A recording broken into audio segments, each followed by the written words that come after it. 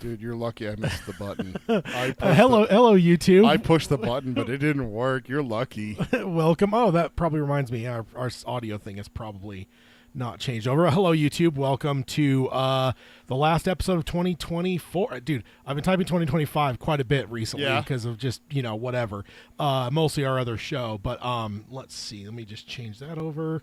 And that all right. So we should have our audio that is turned way down, though. Let me turn it up a little bit. We're having a little bit of sound board issues. But yeah, so the last episode of 2024, it is the year-end bash. I guess I don't have that on the title screen, but let's go ahead and start the podcast so we can get the podcast side of the group in along with us here. Let's hit it and get going. Sounds good. The Dark Tower by Stephen King. The man in black fled across the desert, and the gunslinger followed. Go then. There are other worlds than these. Death, but not for you, gunslinger. It's time we had our own Palaver, I think, and it's going to take a while. And yet, dauntless, the slug horn to my lips I set, and blew. Child Roland, to the Dark Tower came. We are content, one from many. Let the Palaver begin.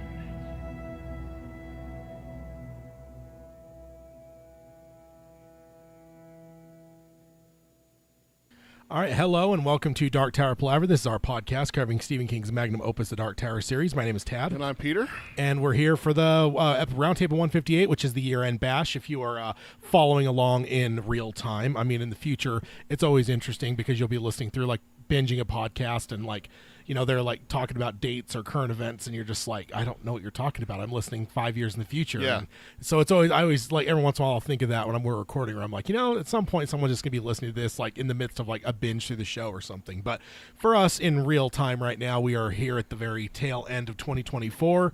I'm going to need a counter for how many times you say 2025 instead of 2024. I haven't done it yet. Not yet. There is a risk. There's been a lot of looking ahead to 2025, so it's really fresh in my brain. We'll see. I just called 20. Close. I just called 2025 2024, which that doesn't count. No, I'm just going to count it whether you call it the wrong year, whether you're talking about 2025 or 2024. I'm just going to keep track. That's close though. Even doing the prep, how many times I've had to type 2024 or I type 2025 and then I have to delete because I'm like, no, it's not. No, it's supposed to be 24. Yeah, it's like this news article is from December 19th of 2025. That's ridiculous. Ted, are you reading the future? Oh man! Tell me, when does the Dark Tower get approved? That reminds me of there's the Family Guy with the Beatles, and it's like, oh, here's the cover of our new album. It's like, Ringo's like, it looks great, but it'll look bad when it gets shrunk down to a CD. And they're like, are you from the future? Yes, and I outlived two of you. It's good stuff. I'm not a big fan. The three just look around like, wait. Which two? I'm not. They did. It goes on, but yeah, it's great. I'm not the biggest Family Guy fan, but every once in a while they get some jokes that kill me, and that's a good one. Yeah. So, and hello, Baraki and Robert in the chat so far. Yeah.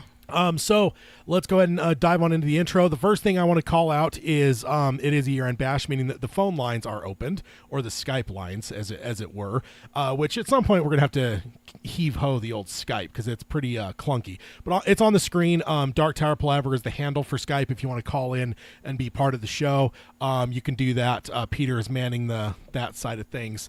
Otherwise, I mean, I'll just try to go through what I've got on my rundown, but if people call in, there's been times we've almost covered nothing from my rundown, and other times we covered all of it because nobody called in. So, right. But that is on the screen. It should be on every slide. So it is just Dark Tower Palaver, no spaces. It is just you just need Skype to go on there and call in. So start a call and then type that name in right there at the top of the screen. Dark Tower Palaver, all one word, no spaces. Much like a lot of our social media. It sounds like social media. Yeah. But we want to warn you about spoilers. First of all, this is a round table, so spoilers are on the table. If you've not finished the 7 primary books of the Dark Tower series, and maybe even the 8th book, you may want to cry off this podcast and stick to our book club episodes.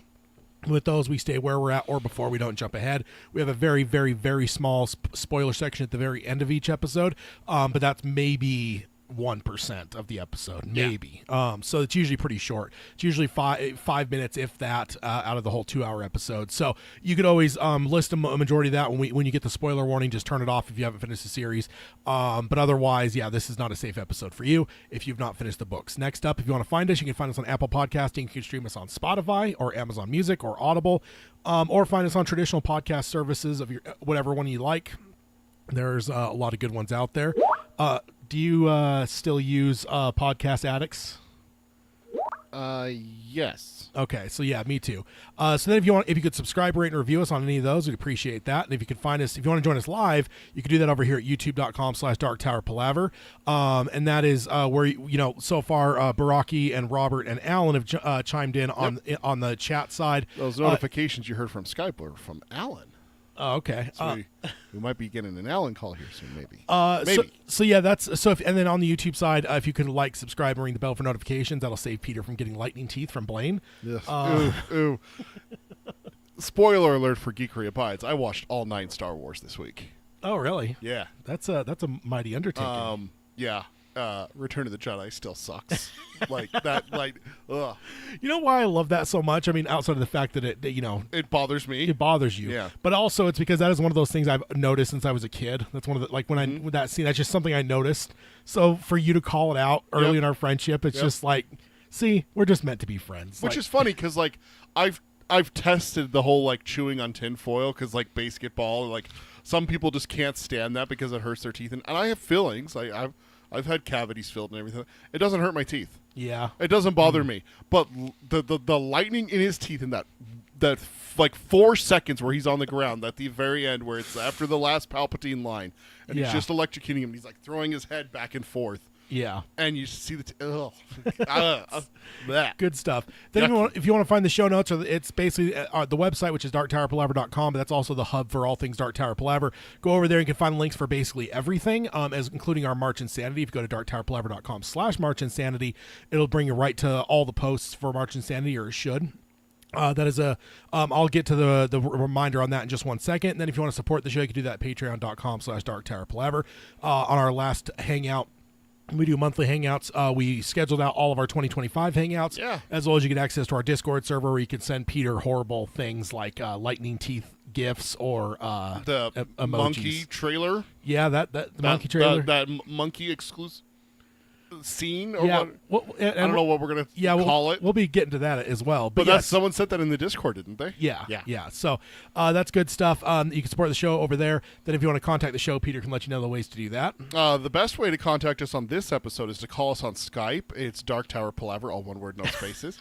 Then if you're outside of this episode, Rocky, thank you. You missed the witch though. Gross. If you're outside of this episode, or if you're in the future, please tell me we have a series from Mike Flanagan. Email us. It's show@darktowerpalaver.com. You can find us on Threads or Instagram. It's Dark Tower Palaver, all one word, no spaces. And then we did get a Blue Sky account. It's at darktowerpalaver.bsky.social. And then our Twitter account is at darktowerpod. That's at darktowerpod. And then facebook.com/darktowerpalaver is our Facebook. And then check out our merchandise. It's tpublic.com/user/darktowerpalaver. Get yourself a hashtag Tad is Terrible sticker, shirt, or classic coaster, pillow. There's a whole bunch of different stuff over there. Or classic logo. And there is only one. It's the hashtag Tad is Terrible. So that goes directly to help support the show. So please. Yes, indeed. And then let's go ahead and I'll hit the March Insanity. This is. Phone lines are open. They are open, but we have March Insanity as well. I want to remind everyone about. You basically have 3 or 4 days left to get your submissions in. 2.5. 3 days after today, because you have until the end of the year, so you basically have 3 full days and then whatever's left of today to get your nominations in. We have 2 brackets this year. We have our classic Dark Tower bracket, which this year we are doing favorite spoken line in the series. And then we are now starting this year for 2025 for the first time ever. We are starting a secondary poll for the non-Dark Tower Stephen King stuff. And with that, we are starting off where we started with the Dark Tower one by saying most hated character. And again, that is non-Dark Tower. So there are some obvious characters that cross over. And, we've said that, if you wanted to, if a most hated character for you is Father Callahan, for instance, you can nominate him because his primary role is in, Salem's Lot, and showed up in Dark Tower later. Things like that count. But like, say if Eddie Dean were to show up in Never Flinch in a few months, I mean, that wouldn't matter because it'd be past March Insanity. Like that wouldn't count because that's a Dark Tower character. So, you can get those submissions. So basically also, submissions, get as many as you want in, because what we'll do is the amount of times that one is mentioned will cause it to either make the cut or not make the cut, and also dictate how we lay the polls out. So don't worry if you think that something's already been said. Having repeat nominations for it is a good thing. It'll help. So get those all sent in the next few days. You can do it on the social medias that Peter already outlined. Yep. You can send it here in the chat. You can email it in. Any number of ways. Just get all those in before the end of the year. On January 1st, I will, it'll be closed up by that point, and then I'll start compiling and getting it all out. And then February, we will unveil the bracket, and the voting starts on March 1st. So I can't wait for that. All right. So that is the opening. So, let's go ahead and jump on over. I love the Irma. That also reminds me, I did hear somewhere that 2025 is the year of the witch. So, of course it is. Rhea. I mean, I don't know, I'm making it up, but the year of Rhea, hopefully, right? We got some more book clubs to get through in 2025. Oh yeah. We got some corner licking that we still haven't got to. Who knows what else? Other horrible things that we've maybe forgotten about. Of course, we know that Char Yu Tree is coming up. Well, I can't guarantee it'll happen in 2025, but I don't know. Feels like we're getting through it pretty briskly. We're over halfway, and there is a chunk after Char Yu Tree that will come. Yes. So, and last episode, our last book club, I actually did the calculations on that too, and I want to say we were like 60-something% through the actual flashback story. So yeah, that's right, you did. Yeah, so we are coming through. So maybe we'll get to some of that. But I'm sure we got some wonderful stuff. I don't know if the death of Vermont gets a stupid little gross head shot off. I don't know if it's the Ermont thing a few episodes ago or last time with Rhea licking what's his name, Musty. The snake was worse. But still, licking a cat is gross. Yeah, it is. There's been some portrayals of that in different animation and stuff, I think, and it's always just unsettling. So let's go ahead and jump on over to the news. The first one, we have our Never Flinch length has been revealed. Okay. So this is taken from the publisher's website. According to Simon & Schuster's website, the length of Never Flinch is 448 pages. This led me to go check on Audible and see if there was any other information, perhaps a narrator. That is absolutely not the case. There's no narrator on there yet, I was hoping, but it does show the 20 hours is the runtime. Excellent. And I assume that's correct, and it's not just like a filler that they just put in, but it is showing 20 hours. So just a frame of reference, I wanted to refer, kind of give some reference, because this is 448 pages is not, it's nothing to sneeze at. Sure. But it also isn't very long in terms of King. So the last 5 books, You Like It Darker, is 512 pages. One can say that doesn't count because it's a short story collection. Sure. Holly was 480 pages. Fairy Tale was 608 pages. Yeah. And then Billy Summers is 528. And then Later was 256. Good Lord, Later was short, wasn't it? So I guess it kind of fits in there. It's on the low end of, except for Later. On the rest of them, though, it's lower than all the others. But it's kind of not too far away from Holly at 480 pages. So, that's our official runtime and page count for Never Flinch. So excellent. Can't wait for that. I just did a quick Google search because I was wondering if there was something aside from Audible out there for a narrator. No, I even went and looked at Simon & Schuster, because usually Simon & Schuster publishes both things, and I checked there as well for the audiobook side, and there was no other information. Nothing. I definitely sleuthed. I have a feeling that we'll probably get that announcement in the next couple months, but as of right now, we don't know who's narrating it. So when does it come out again? March? May. I wanted to take that date down, but I ended up it's or actually it's on our extended content count now. May 27th. Now it is. That's right around Memorial Day. It is a Holly book, so that could be Justina Lupe could be returning after Holly, or it could, of course, be Will Patton that has read every other Holly book up to this point. So, I don't know. What's your hopes? I'm guessing Will Patton. I love Will Patton, so yeah. I think Justina Lupe did a really good job in Don't Holly, get me wrong, so. she did, but it's fucking Will Patton. He's completely ruined me too. Now when I see him and stuff, I just immediately think of Stephen King. Like, I can't remember what it was. I was watching something in the last couple weeks, and he had a small part in it, and I was just like, and then he started talking. I'm like, Yeah. just reminded me of King. I don't know. Yeah, I It's saw him in something. I can't remember what, and I went, oh, hey, Yeah, that's yeah. Will Patton. yeah, indeed. Of course, for me, Gone in 60 Seconds is always the movie I immediately Yes. think of. Yeah. With him. So Yeah, he was also in Yellowstone for yeah, a minute. for a so- minute, and then what was it, Patriot or no? There was one of those '90s action movies that he did too. I mean, Gone in 60 Seconds is one of those, so. I mean, yeah, I thought he was in something with Mel Gibson. That's what I was thinking. Not Braveheart. Remember the Titans. Remember the Titans. Maybe Postman. maybe that's what I'm thinking of. He was in Armageddon. Bruce Willis. Oh yeah. Yeah. I knew it was something I didn't watch a lot. So That makes sense. yeah. So let's go ahead and move on over to the Flanagan corner. And there is actually just it's pretty short this week. The only thing we got is Mike Flanagan's Life of Chuck has its release date. Oh. It is coming out on May 30th. Okay. So this is from Amber T. from Fangoria on December 2nd, 2024. So we get the new book on the 27th and Life of Chuck on the 30th. Yes. Okay. It'll The be end a, of May is going to be chock full of King. yeah, it'll be a very king couple days there. Yeah. Which means we'll probably be midway through the book when we go see Yeah. Life of Chuck. Following the win at the prestigious People's Choice Award at Toronto International Film Festival, Neon has announced that the film hit theaters in the U.S. on May 30th. I do want to say U.S. because I don't know what the international is. Yeah. I know we have a number of international listeners. So, quote, The Life of Chuck is three separate stories linked to tell the biography of Charles Krantz in reverse, beginning with his death of a brain tumor at 39 and ending with his childhood in a supposedly haunted house. Previously to this, Eon has said they would release it in the summer, so this isn't necessarily a shocking release date. I would add this is exciting because, true seasons aside, May is 100% considered summer when it comes to film release schedule. Yeah, that Memorial Day weekend is now, even before that also. That's always been. Yeah. I mean, and honestly, that's like generally been considered the main kickoff. I want to say that Jaws came out on Memorial Day. I thought it came out in July.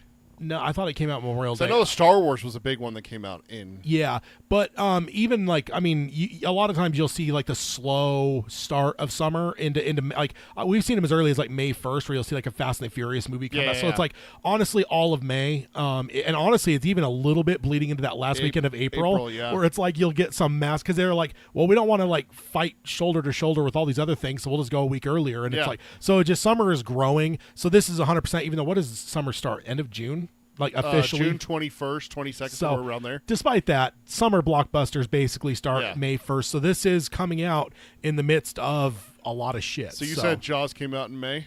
I said July. It came out in June, of course. Right in between the two of us. June 20th, 1975.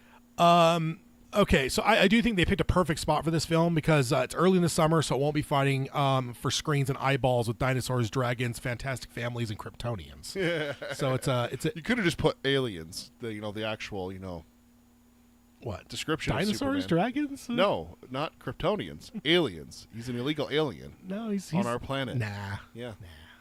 nonsense. That Yeah. sounds like Luther talk. He to doesn't me. have a green card after all. That sounds like Luther. Luther talk. is right. He is an alien and should be locked up and studied.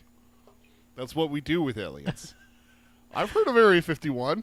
Yeah, I still wish all those people had ran into Area 51. Was The that Naruto. Yeah, they run into the, Yeah, watch him get gunned down. I mean, because I don't think they actually would have gunned him down. No, they would have tased a lot of Yeah. them, water cannons. They would have known not to use live ammunition. Yeah. That would have been such a bad look. Exactly. to just gun down And they knew people. months in advance it was happening. So Yeah. yeah, they would have had And something. then no for one it. shows up. Yeah, it was unfortunate. Also, I don't expect this to do crazy blockbuster numbers. It's just not that kind of film. But it's a good alternative programming for folks who who aren't into summer blockbuster tentpole films. Yes. But I'm certain with the reaction from Tiff that this will have a film that'll end up having stellar reviews and will likely benefit from good word of mouth.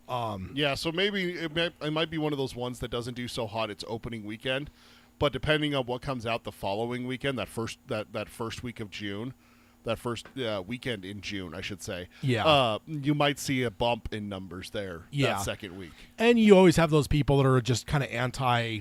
I don't like superhero movies. Yeah, you have like, and those kind of people do want to see movies still, so there's a good chance that they can draw from that. The only other note I have here is the weekend that this opens, the movie that'll be competing against is Karate Kid Legends. Which is an interesting concept. It is. You have to say. I wanted to just say no to the whole thing, but then I saw the trailer and I was like, okay. Maybe they got me. Okay.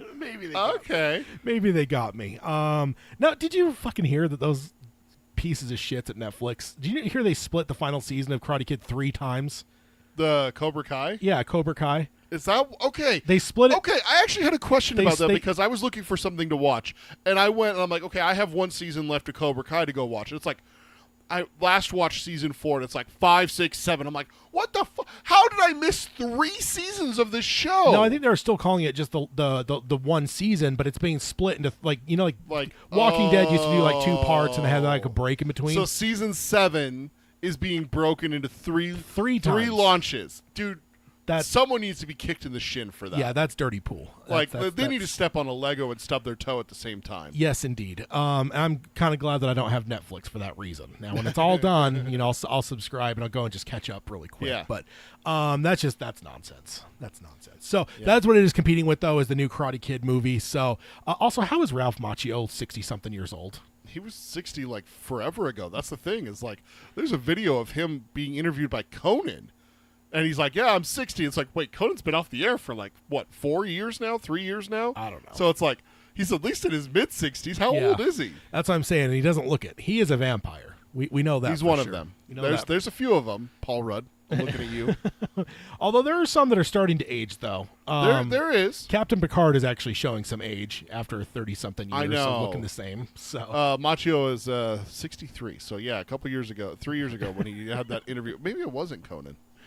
Because when did Conan go off the air? I've seen a compilation video of him on late night shows where it was like, I think when the movie came out, he was around 30. Yeah. So it was like, I'm 30. And then another one is like, I'm 45. I'm 60. Like, and it was just like, on all late night shows where he kept telling his age because, he's a vampire. Yeah, absolutely. He's one of them. There's a few.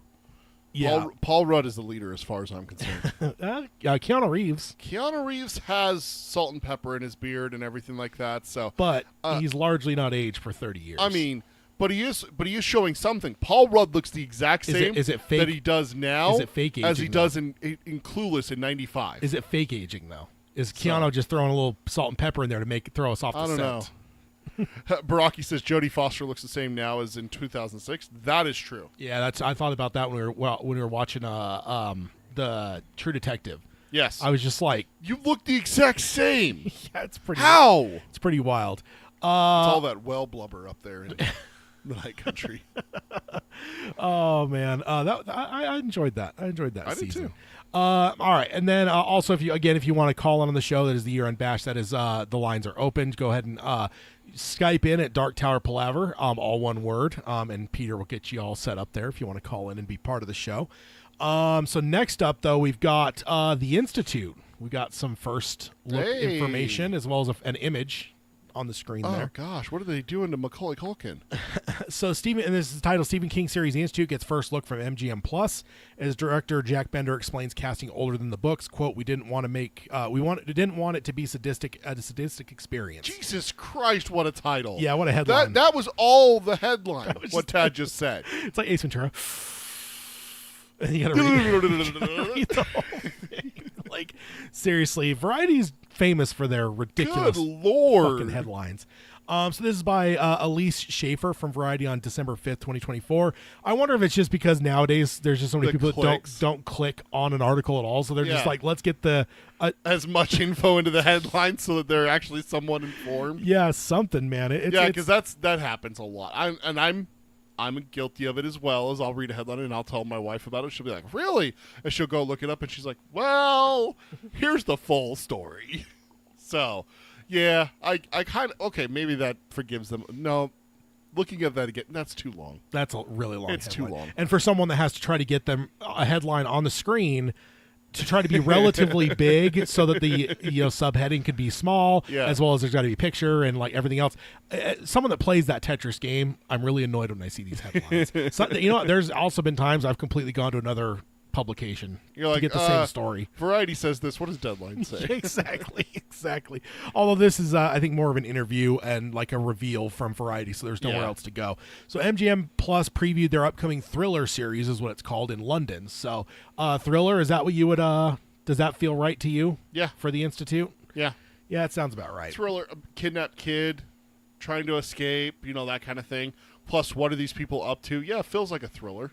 Okay. Yeah, it's just definitely, I don't think thriller is what you think of with Stephen King, generally speaking. So, let's see. Sorry, I was just looking up the actor. All right, so this is so they had a panel which included the head of MGM Plus, Michael Wright, director and executive producer Jack Bender, and executive producer Benjamin Cavill. And there's been some people pointing out online recently and kind of getting a little bit worried about this because Benjamin Cavill was a primary player on the 2020 Stand series. I mean, I don't know. I'm gonna always be hopeful and just say, maybe learn something from that. Yeah. As well as Jack Bender has a good pedigree. So they showed a trailer for the show along with a sizzle reel for other MGM stuff plus stuff upcoming, but the trailer has not been released publicly, so none of us have seen it. The trailer showed the first look at the Institute itself, which Elise describes as a cement brutalist style building. That sounds about right. Yeah. It shows Luke, played by Joe Freeman, meeting the other children, as well as the villainous Ms. Sigsby, played by Mary Lou Parker, who tells him that he is doing something good for the world as he is being hooked up to machines as he is made to then move objects. Oh, okay. So we got a quote here from, let's see, I'm trying to remember if I wrote it down. If not, I guess I could say that Jack Bender is primarily Mr. Mercedes is something he was behind. So one good, one bad here. We got someone who was on the Stand and someone who was on Mr. Mercedes. Yeah. So quote, you're not kids here. There is no bedtime. There's no chores. A sinister Parker says in the trailer as clips flash of the children being abused and tortured. Ugh. So, but here, if you break the rules, there are grown-up consequences. That's the end of the quote. In the novel, Luke is 12 years old, and he, along with most of the kids, have been aged up a few years. Jack Bender, here we go, who previously worked on Mr. Mercedes, Lost, and Game of Thrones, explained, quote, we were very aware of not wanting this to be as awful as it can be. What these kids go through, he said, we didn't want it to be a sadistic experience. There's a fine line, and God knows, as a storyteller, we didn't want to go there. So, okay. And I would interject and say, having said that, Game of Thrones also did something similar, as a number of the younger characters were aged up for the show. Some of this was to expedite the story because the books were just like allowed certain characters to grow up for a long period of time that the show. Yeah, would just years would pass in between chapters. Yeah, in Game of Thrones. Like I want to say that what's her name? The Dragon Queen. Daenerys. I think she's like 12 at the beginning of the books, as is like Sansa is not far from that, so that makes Arya how much younger. But you see them grow as the story goes, and there's just realistically the show you can't super count on casting a 12-year-old and then letting them be 12 for how many seasons they're going to look 12 before they find so it just despite kids growing at an exponential rate, you have to have a natural progression, because if this character is 12 and then in the next season, like House of Dragons, if they're 12 in the next season they're supposed to be 18, if you're filming 2 years later, you can't. That kid's not going to look 18. Yeah. So some of it was to expedite the story, but also I do think there's some heinous shit that happened to some characters in Game of Thrones that helped that they were aged up. Sansa, for example. For instance, Daenerys. the Khal Drogo stuff. I don't think she was near being an adult when any of that happened to her in the books. So it also depends on what they classify as an adult. Like shit in Game of Thrones, that's terrible. Yeah, I mean, in that world, it's whatever. But like in our world, it's like, do you really? I think that actually came up in House of the Dragon, and I went ew. Yeah, because they're like, the king was thinking of marrying the little girl, and Yeah. she's like, "Yeah, when I turn 14, we'll consummate the marriage." And I'm like, "No, no, no, no." Yeah, and then Cavill says, quote, "Kids with the shine are being kidnapped by a shadowy organization that we don't fully understand." It's like, call it the shine. He directly called it shine. Him directly. This isn't in the series, of course. Sure, So sure. And I doubt they'll call it that. But it's just kind of interesting to see him connecting dots Yeah. there. Then he goes on and says, but the kids ultimately are able to find a way to rescue themselves. There isn't some external force that comes in and saves them. The kids have to band together and through their own ingenuity and ability find their way out. So that kind of makes me wonder, when he's talking the kids, are we going to be changing this story up to where it's not just Luke escaping? Well, Luke escapes, but then the others do as well, don't they? I don't remember. Because at the end of the book, aren't they all at a farm? I don't remember. I thought Luke goes back and gets them. I mean, maybe, but I we read. See, here's the problem with the Institute. I read it, and then we reread it to do that Unfound Door on it and everything. I have not reread it since then. And what was that, 2019 or so? Yeah, something like that, yeah. Which was like, what, 50 years ago now at this point? Feels like it. Let's see, where the hell is it? The Institute, 2019, September 10th. Yeah. So we're coming up on 6 years for that next year. So yeah, exactly. we're at 5.5 now. But so. it makes me wonder, it probably would make more sense to actually have them as a team going through the escape, right? Because even if in the book they escape later on, like, are they really going to do that? Or, like, I'm not saying that every one of the kids are going to escape, but I wonder if, like, he and a couple of the kids, the main kids that you get to, like, love as characters, will go with them. I don't know. It's just interesting the way that he worded that. And then Wright also said that MGM Plus will drop the episodes weekly to encourage appointment viewing, and said that the potential second season is already being discussed. Really? That surprised me. The end of the Institute season 1 is very cathartic, but it sets up some fun games for season 2, Wright said. So I don't know what that means. Like, now it makes me wonder, like, should we expect the whole story in the first season? And when he says cathartic, I wonder if, like, the first season ends with the escape. Like, because there's a lot that happens after the escape, right? What is the escape? Maybe halfway through the book? Maybe two-thirds. Yeah. But it's not that, it's not like the very end of the book by any means. There's still a whole lot of story that comes after Luke's escape. So I wonder if it's like him on the train will be the end of the first season. Just with him saying it's cathartic and stuff, Yeah. I wonder if we're going to see the kidnapping, the parents killed, and then basically spend the rest of the first season, a majority of it in the Institute, getting to know the people, getting to see what's happening there, and then maybe we see Luke's escape at the end of the season, and then season 2 is after the is escape. all the stuff outside, right? All the stuff that happens after the pursuit by them, and then maybe if he does go back and help the other kids, if that's because I don't remember. I just looked up the Wikipedia. I looked up the plot real fast. Looks like he does go back, and leads a revolution. To everyone escapes then. Yeah. At that point. So well, as long as Eddie's not there. I swear. You're evil. Hashtag Todd is terrible. I'm trying to save Eddie here. I'm saying I don't want Eddie at a place where there's special We people didn't need being. to bring that up, did we? No, we didn't. No, we didn't, Ted. Oh, I mean, what better way to celebrate the holiday season than bringing up One of my favorite characters of all time dying. horrible deaths of You're characters? so evil. I mean, I didn't say Oland. Oh, all right. So yeah, what's your excitement level for the Institute? I mean, I think we both liked the book. I'm a little bit mad that it's MGM Plus because that's not really like a mainstream normal one, yeah. And what I'm guessing, because MGM belongs to Amazon, is I kind of wonder. I'm not going to hold out hope that they're going to put all the episodes on Amazon Prime, but I wonder if they'll put the first couple episodes on Prime to try to lure people into MGM Plus. But I'll probably subscribe to it for the time that the show runs. Yeah, I was just about to ask, are they doing week to week, or are they going to drop it all at once? No, that's the last bit he said. It'll be dropped, episodes will be dropped weekly to encourage appointment viewing.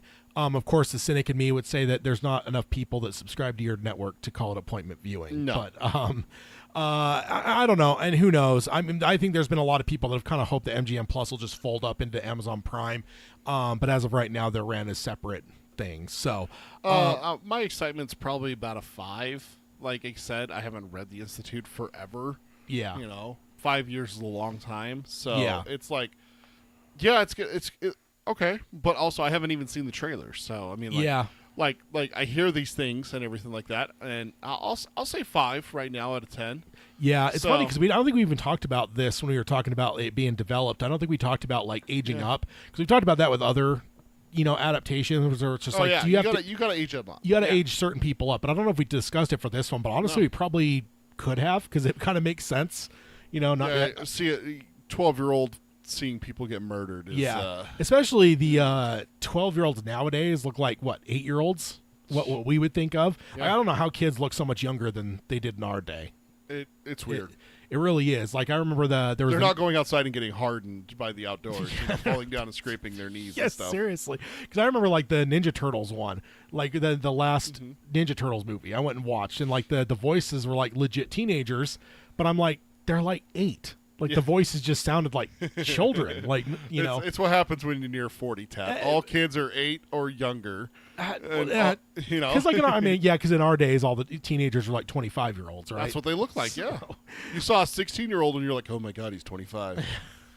Yeah, seriously. Little 12-year-old Peter over here just being like, oh my god, he's so big. Yeah, so it is funny that way too, because when you are a kid, like, because for me, I don't even know if I ever really interpreted high school as a full-on thing. Like, I always just saw that as adults. Well, it's like when I watched slashers and stuff, and there was like high school ones. I'm like, oh, they're adults because they're not kids. Like Yeah. Andy and Child's Play, like that's a kid. I can relate to that. Yes. That's me. Like I'm his same like height Yeah. and stature and whatever. But it's like I see like not Sydney because Scream Well, was like, now. well, yeah, like but the Texas Chainsaw Massacre, the original Texas Chainsaw Massacre. Yeah. You had what, 4 or 5 people in that van? yeah, For us as high schoolers or junior high kids watching that movie, they're all the exact same age. Yeah. They're all the exact same. But you could have had a 27-year-old, a 19-year-old, a 23-year-old, and they are vastly different. I think what Yeah. it is that when you're a kid, every adult looks like an adult. yeah, Then there's old people. Yeah. There's the chunk from 16 to 50 that are adults. And then when you become an adult yourself, the kids now have that chunk. It's just they're kids. yeah. They all just look like kids. I saw some the other day where I was in my parents' neighborhood and I was driving and I'm like, oh man, look at those kids over there. And my wife's like, that's an adult. And I'm like, no, it's not. And she's like, yeah, it is. And I'm like, no, like that can't be an adult. Like that doesn't look like an adult. And she's like, no, yeah, that's your parents' neighbor. That's an adult. And I'm like, I mean, we see that at work sometimes. Somebody they'll hire someone. I'm like, are we hiring 12-year-olds now? yeah. Like, no. Well, I got It's like that kid's 19. It's like, yeah, I got a new that. person at work with me and everything like that. And I'm like, well, how old are you? When did you graduate high school? He's like, oh, I graduated high school in 2020. And I'm like,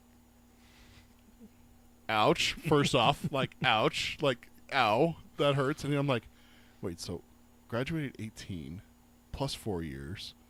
That's, Jesus Christ, this kid's 22? I'm like, he looks 16. Yeah, pretty much. So I don't know. I guess aging up probably won't. I mean, I still don't think it'll be comfortable to watch this. I Yeah. think you're still going to be seeing children Kids getting tortured. It is interesting though that we as a society though it's like 12-year-old that'd be unconscionable to see that kid tortured. Well, if he's 16, like go ahead. I mean, I guess that just speaks to teenagers, right? Well, that's one of the things that makes there's a video that you sent me on Instagram. It's the Germans' reaction to Schindler's List. There's the one lady who reacts because she's like, oh, the little children. Like, that was the hardest part for me is the children. Yeah. It's hard for people to watch children get hurt. Yeah. So, Yeah. I mean, Nosferatu. It's a good movie. It was a good movie. I enjoyed Nosferatu. All right. Out of the realm of where the fuck did this come from? Yeah. Stephen King's story Autopsy Room 4 being made into a film Oh, okay. with producer John Levin and director Ranjit S. Marwa.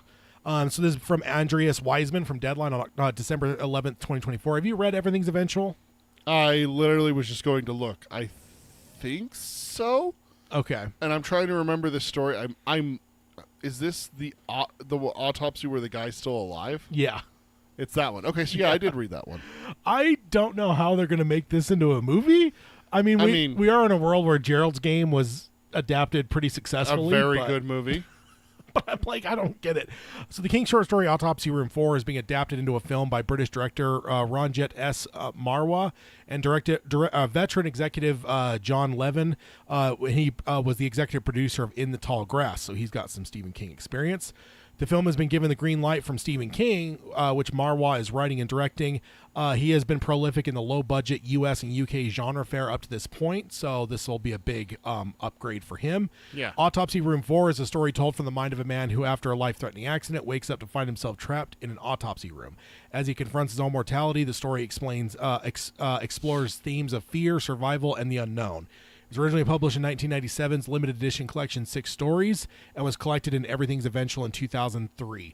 When I read this, the whole time I was debating with myself, like, is he actually alive or is this like a ghost thing where it's like...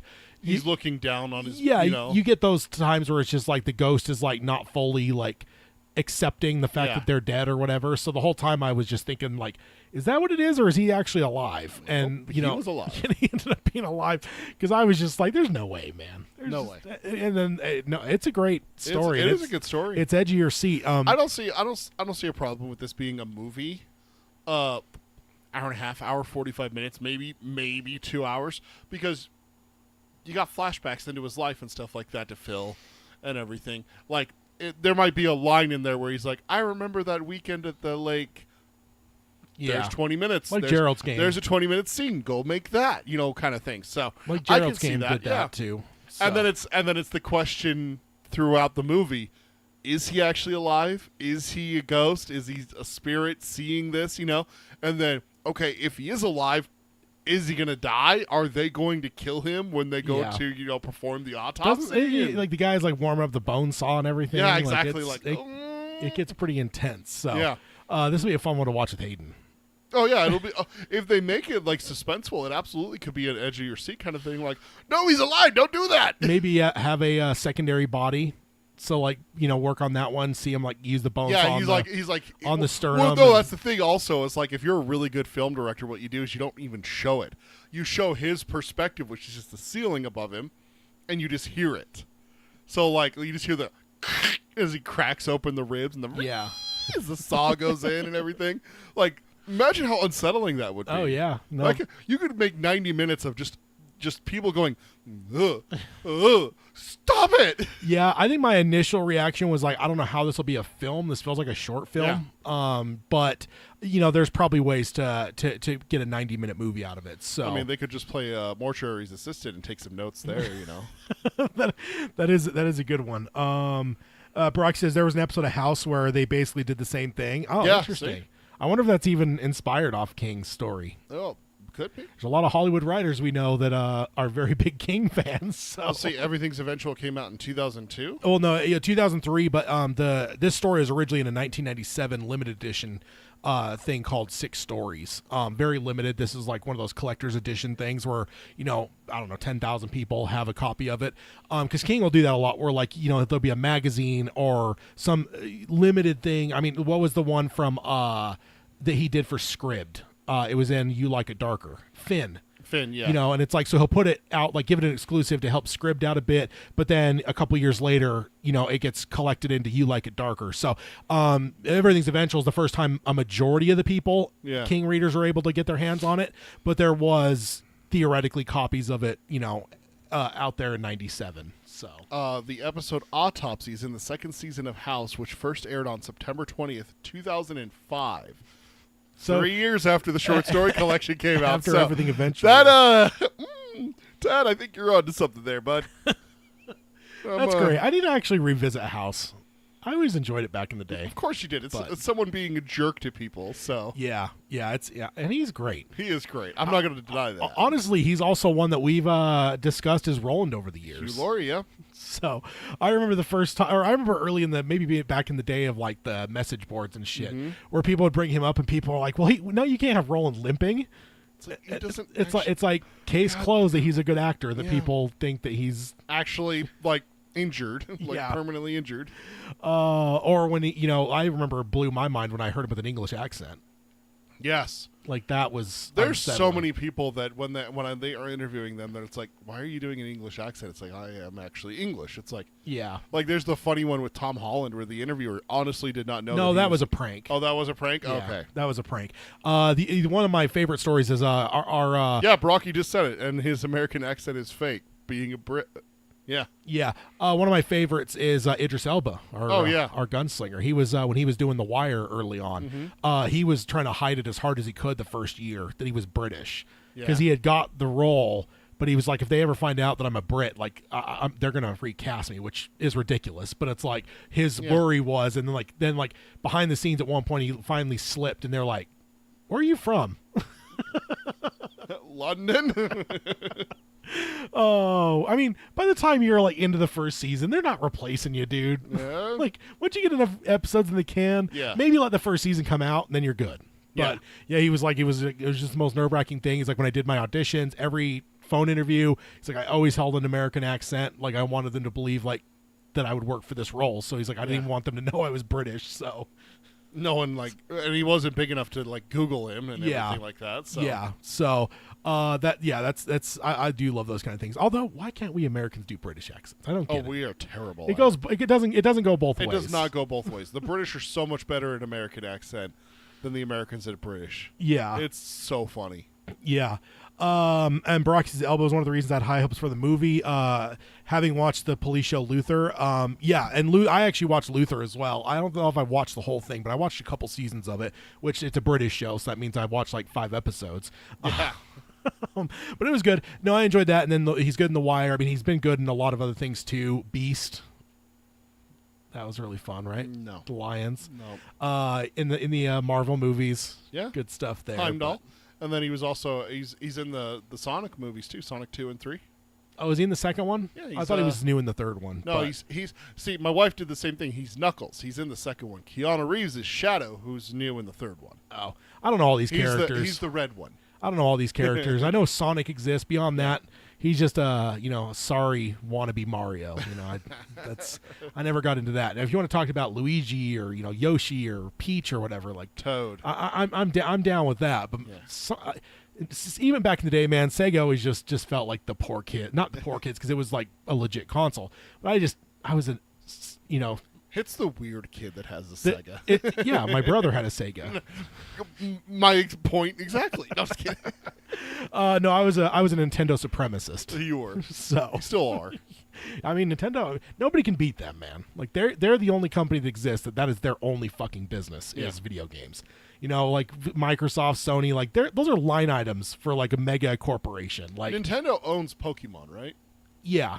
Yeah, like the rights to Pokemon, or they own Pokemon. I think they own it. So Pokemon cards then is a part of Nintendo, right? Yeah, I think they bought that right before it hit big in America. Oh, lucky bastards! Yeah. So, but again, like that's just like a subsidiary of a video game company, whereas like Sony, Microsoft, those are like massive corporations that have a lot of other business and interests. then decided to do video. And they have a little line item called PlayStation and Xbox, but Nintendo, they're like, this is all we do. Yeah. So, good stuff. Let's go ahead and jump on over to... Oh, I do have the big board to throw up here. Oh, yeah. Now with Autopsy Room 4 on the movie realm. Honestly, that one, if that's done right, like the way that I'm thinking, that might jump to the top of my list of what I'm most excited for. And like I think... I mean, after the stuff that comes out. Because you think of like things like Phone Booth or like, you've had some of those like Rear Window is kind of a single location film. Like there's some of those films where it's just like you limit... What's the Hitchcock one with the bomb? Where it's under the table. Is it Rope? Rope, yeah. Is it? Yeah. Where he like... You can tell every time they filmed it like a play. Yeah. That when the film was up, they would zoom in, it would go black for a second, they'd change the film, and then they would zoom back out and do the... Because that's always the famous thing with, like, Phone Booth was like, Hitchcock wanted to do something in a very confined space, and Rope is as far as he got. And they're like, well, could we go one step further and, like, literally set this whole movie... What's the most confining space? Yeah. And then there was the one with the person in the casket that got buried alive, too. Like, there's... that was Ryan Reynolds. So there's a number of things they've done. So I think you can do limited, and I feel like this one, if it's done right... Gerald's Game was almost entirely on a bed. Yeah. So. Yeah. Moonlight, man. No, thank you. Phone Booth is on Hulu? I was talking to that about that. It's only an hour and 21 minutes. Holy shit! I Yeah. should watch that with my wife tonight. That is a great movie. All right, next up we've got. Pam. That's just stupid. You tried to find that soundbite and It couldn't. doesn't exist. I have to like rip the movie onto my computer and record the damn Yeah. sound. So the next one, Stephen King's Running Man remake changes release dates, evading competition with Wicked sequel. This is by Nathan Graham Lowry from Screen Rant on December 21st, 2024. Also, I'll just pause to say again, if anyone wants to call in, Dark Tower Palaver on Skype. Yep. Just, I feel like I'm always not great about reminding. Yeah. Very well. Sometimes I'll just like go and then an hour later it's like, oh shit, I haven't said anything. I was So yeah, just thinking about that too, that I should say something. So good Yeah. call. so the Running Man was previously. Ellen, hop in, join us. So while he's calling it, so he was previously scheduled for the 21st, but it's been moved up to November 7th. So it's been moved up a fortnight. Excellent.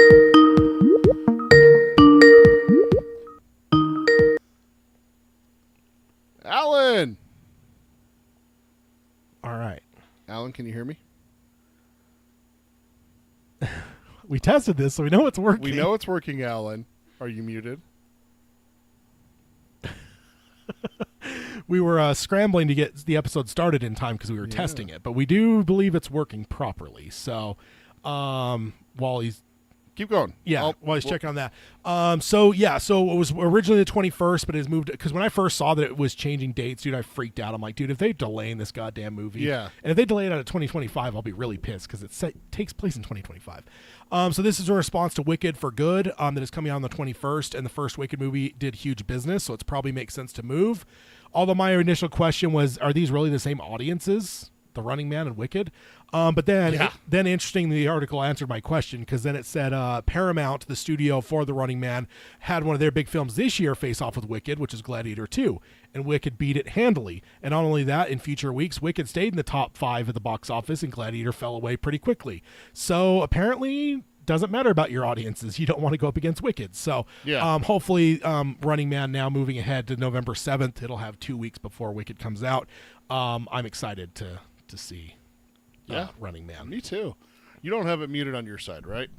I don't think so. Just making sure. We heard the ringer, so or let's see. Wait, could he not hear us or? I'm not sure. Because we heard the ring, so we're good in terms of hearing. We should. Alan, can you hear us? Throw it in the chat. Let us know if you can hear us. The problem is we don't do this enough. Yeah. We always struggle with. Okay, Alan can hear us. We just can't hear him. He can hear us in Skype. Okay. Let's see. I mean, because check your mic settings, Alan. That's the only thing I can think of is that we can't hear you. Because we heard it coming through. Like the ring, and it's the same thing. So. Ended the call. Okay. Okay. You might be calling back. I'll turn that down because the ring is always way louder than the person. So. Yes. So Running Man. I'm excited. It looks good. November 7th. And now, they bumped it up. So. Yeah. I'm looking forward to about seeing 11 months to see it. Mr. Edgar Wright's first Stephen King adaptation. Did you see Last Night in Soho? No, I still haven't seen it. You should check that one out. It's good. Yeah. It's like I only realized it midway through that he was doing a horror movie. I remember him announcing, like, I always want to do kind of a horror-ish type movie. It was like midway through that movie where I'm like, this movie's a lot more intense than I would think an Edgar Wright movie would be. And I'm like, midway through the movie, I'm like, oh my God, he mentioned horror movies. He did it. This is yeah. It is good stuff though. Let's see. While we're waiting, let's go ahead and move on to the next thing here, which is always fun to have on the screen, is Mr. Pennywise the Clown. And it says, Nosferatu star reflects on returning to a Stephen King role in It, Welcome to Derry by Frederico Furzan from MovieWeb on December 7th, 2024. Oh, man, I didn't know Nick Holt was in It. That's crazy. So the article says that Bill Skarsgård was already making a name for himself in Hollywood before he played Pennywise in the 2 films, and now he is set to return to the role for Welcome to Derry. He spoke to SFX magazine about his return to the role of Pennywise, and he said, it says, quote, it was strange to be back. Andy and Barbara Muschietti were doing the show, and I adore them. Most of the crew were the same people that did the movie, so it was this weird thing to kind of come back to this gang of people that you created things with years ago. I don't know why, but Pennywise is very accessible for me, so in terms of getting back into it, I was just like, da, da, da. and he exploded out. So, which that's a Just open the safe and out pops Pennywise. That's terrifying. isn't that a fun thing? He's so defined. He's sort of dormant but easily activated. We explore things that we haven't explored in the movies, particularly one side of it, which I can't get into. I hope fans are excited. Now, what the hell does that mean? I don't know.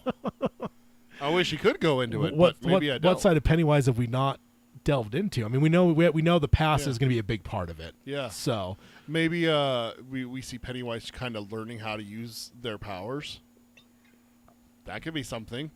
I mean, think about it. The only time we ever see Pennywise in the book is full power. fully formed, fully understanding of full ready to go and everything Yeah. like that. Yes, some prey escapes, but no hunter is perfect.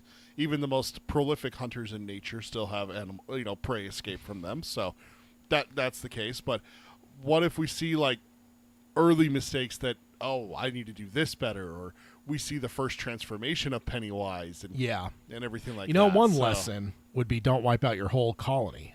Yeah. He goes. He gets really hungry after wiping out the colony and everything. Almost dies, perhaps even. You see like the starvation of Pennywise. Yeah. Until people come back into the area. Yeah. No, I'm intrigued. Maybe learning the cycle is the best way to do it. Instead of being active all the time. Yeah. Maybe learning, I gotta hibernate, kind of thing. Yeah. No, I'm excited. I also find it strange that we're now saying Nosferatu star. I mean, I guess maybe it's because we're publicizing Nosferatu around this time. I mean, it just came out a couple days ago. Because in my mind, he's still, Bill Skarsgård, right? Like, isn't that like, if you're gonna say his name and immediately follow with something, isn't it like his most definitive role? Not to say there's not other great roles he's done, but it's like, yeah, it's most definitive role, but you don't always go off of most definitive when you're talking about an actor. You talk about most recent, especially if there's a big blockbuster. I will say it. I was watching a trailer the other day, and it said Oscar Isaac, Dune star. It didn't say Star Wars. So I'm just saying. Because Dune, well, I can't say Dune didn't waste him entirely, but Star Wars certainly did. I mean, he does die pretty early. Yeah. So I mean, I'm just saying that, like a lot of times they go off of like the most recent, especially if it's a big blockbuster, and Nosferatu is one. So. Yeah. I mean, we don't know yet. We'll have to wait and see what the. All right, Alan, let's try this again. We'll have to. All right. Okay, I hit accept. Why is it ringing? Is it not? I've accepted the call. I'm in the call. Why is it still ringing? Skype, why are you doing this? Oh, Microsoft. I don't understand. It's seriously, I ended the call and it's still ringing. Maybe you have to close it out and open it up again. I don't know. Good grief. There's a reason that Skype Is this was still ringing? Yes. What the hell? I turned it down. I called Alan back. I hung up and called Alan back. It's Y'all, Baraki says y'all need Teams. I think we've talked about before just trying to use Discord perhaps. I don't know if we've ever done the research in that. We definitely, the problem is we only do this once a year, but we definitely need to figure something out because Skype is terrible.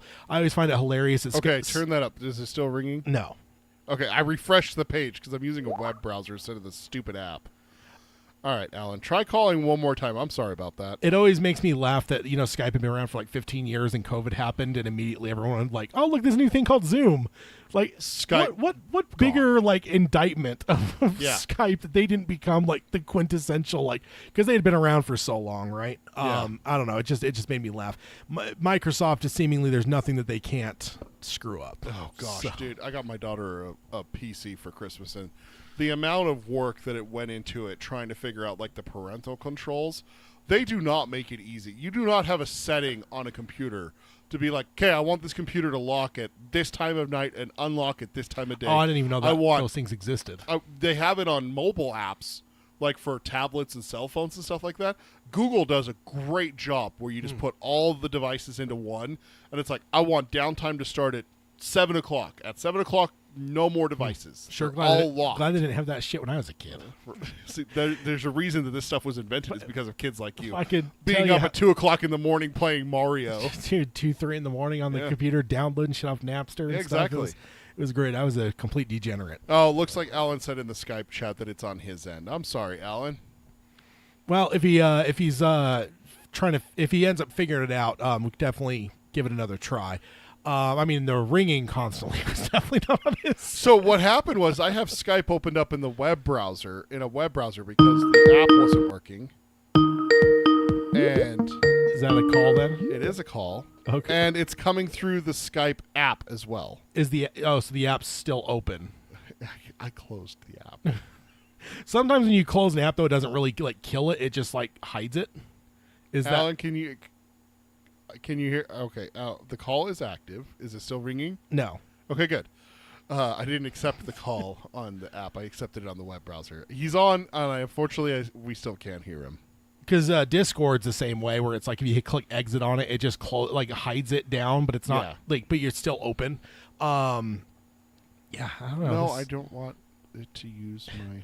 Yeah, I think the only problem that we've found when we've done Discord on our Patreon stuff is Discord is kind of more like a room. Yes. So like there'd be no way to like make sure there's like one person in it at a time. Yes. Like theoretically, like 5 or 6 people could show up, and then it would be. It's the same thing with like Zoom. It's like everyone could jump into Zoom. Yeah.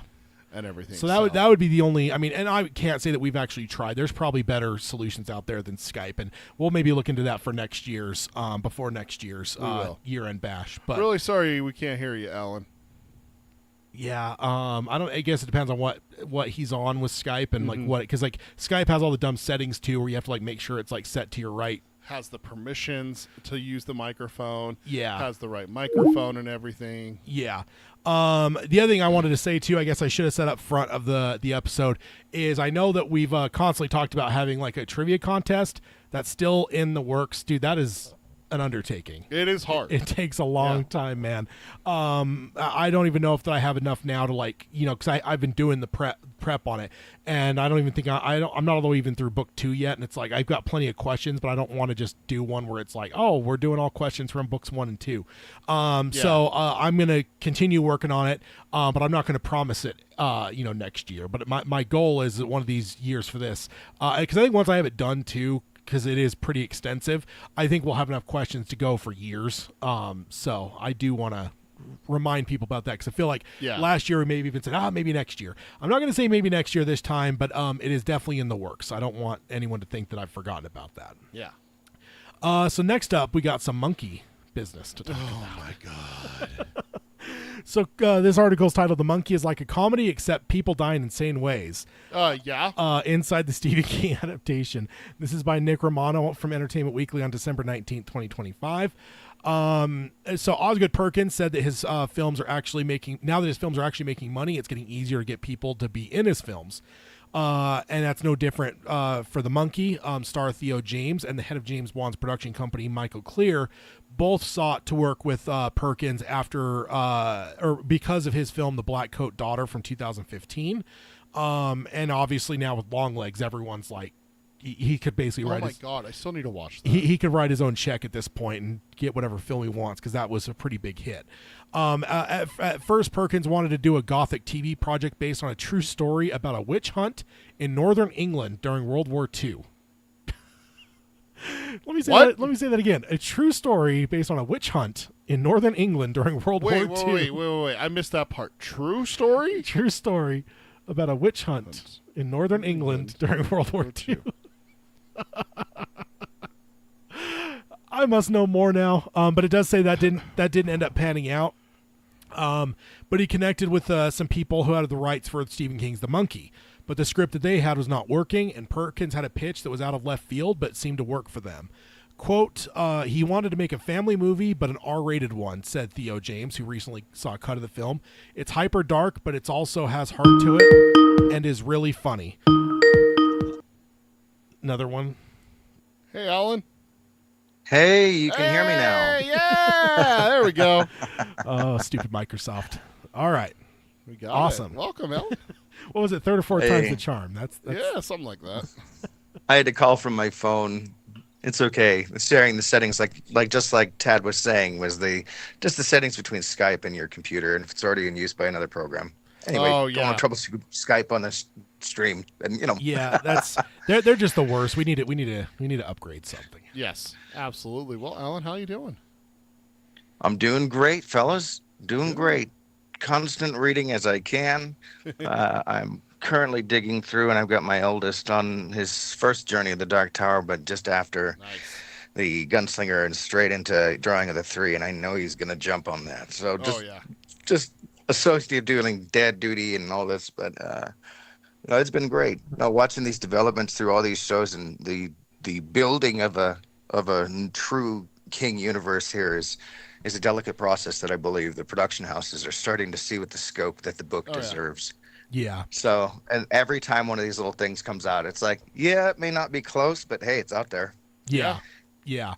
And that's funny thing to me too, because I'm thinking about that because right after the Marvel stuff got really big, like everyone and their dog was like, "We're going to do a cinematic universe," and they all just flopped and failed. Every one of them. And it's like, really, most of us constant readers look at King and go, "There." I mean, the problem is that It's right it's there. worse than Marvel though, because all of his rights are spread out amongst every studio yeah, under the sun. well, his movies have been made for what 60 years now. Yeah, So- exactly. So, not saying it would be easy, but it's still, if in a perfect world, all of us King fans are looking, going, there is your connected universe. Like Yeah. the one outside of Yep. Marvel that would work would be this one. Yep. So, it's just, but I totally grant that, yeah, because the problem is that when any of these studios buy like the rights to The Shining, for instance, that's in perpetuity. Like there's now no one can make a film with The Shining except for Warner Brothers or Shining adjacent, anything like Yep. they own the rights to whatever's in that book. So, it's kind of a bummer, but I don't know. I'm still hopeful that we can, because they think the key to it though is TV, because TV is sometimes different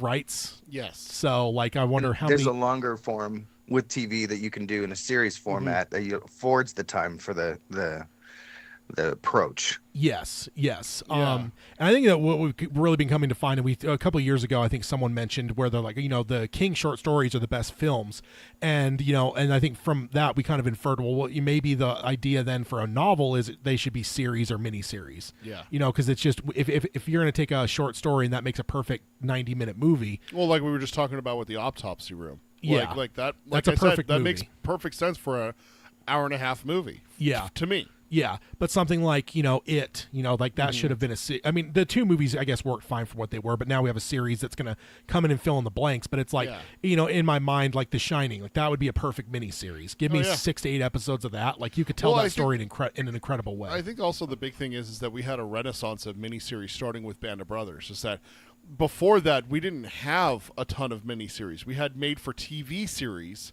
Like you would have The Stand or It in the 90s. But realistically, we didn't have anywhere to put miniseries aside from television.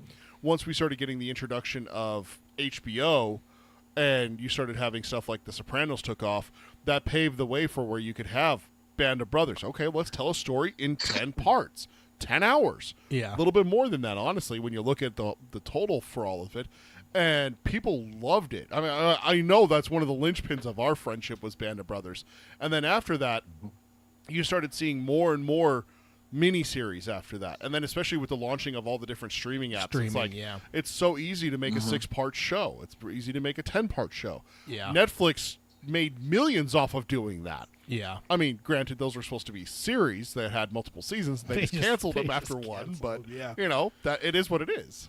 Yeah. Dare I, can I interject for just a sec? For I sure. understand exactly what Peter's saying here, and I believe that they're kind of we're going through another renaissance, so to say. And you think about all the artists back in the day with Impressionism and Cubism and other means to project these positions that their subjects were in, regardless of how much detail or whatever. And they produce, some of the most mundane will produce a completely and totally accurate emotional response, but it may not look exactly like the original frame. The artist is interpreting his work. Yeah. And the same thing goes for showrunners, not just directors, not just actors, not just theme writers and score builders and all the people that make a show, but the showrunners particularly, I think, are learning the hard lessons here, and we're kind of on the grindstone of watching the transfer between long form series. I think back to, like you mentioned, Bands of Brothers. That was a perfect example. But also I dare you to think of maybe Mad Men and how that projected such an odd cliche niche story about the American marketing system, but at the same time, the way in which the story was told, and especially when you start getting into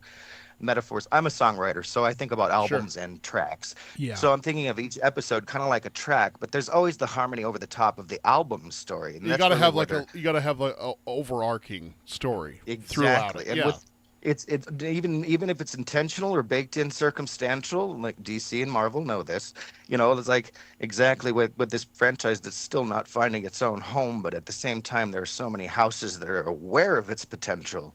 So I'll bet you in about 20 years from now, we'll be saying, yeah, well, remember back when the showrunners couldn't find that perfect balance of Yeah. storytelling with time, with nuance and everything that they could do through edit, but also through just raw talent, because you're going to have some actors, and I can't wait to see the young ones come out with these characters that are so beloved, and hopefully there's folks like us on the sidelines to help them direct these specific character nuances that we interpret. And that's what I think, just to say as a hopeful, psycho fan, Dark Tower junkie, that people like us with our influence on analysis do really lend to the greater picture.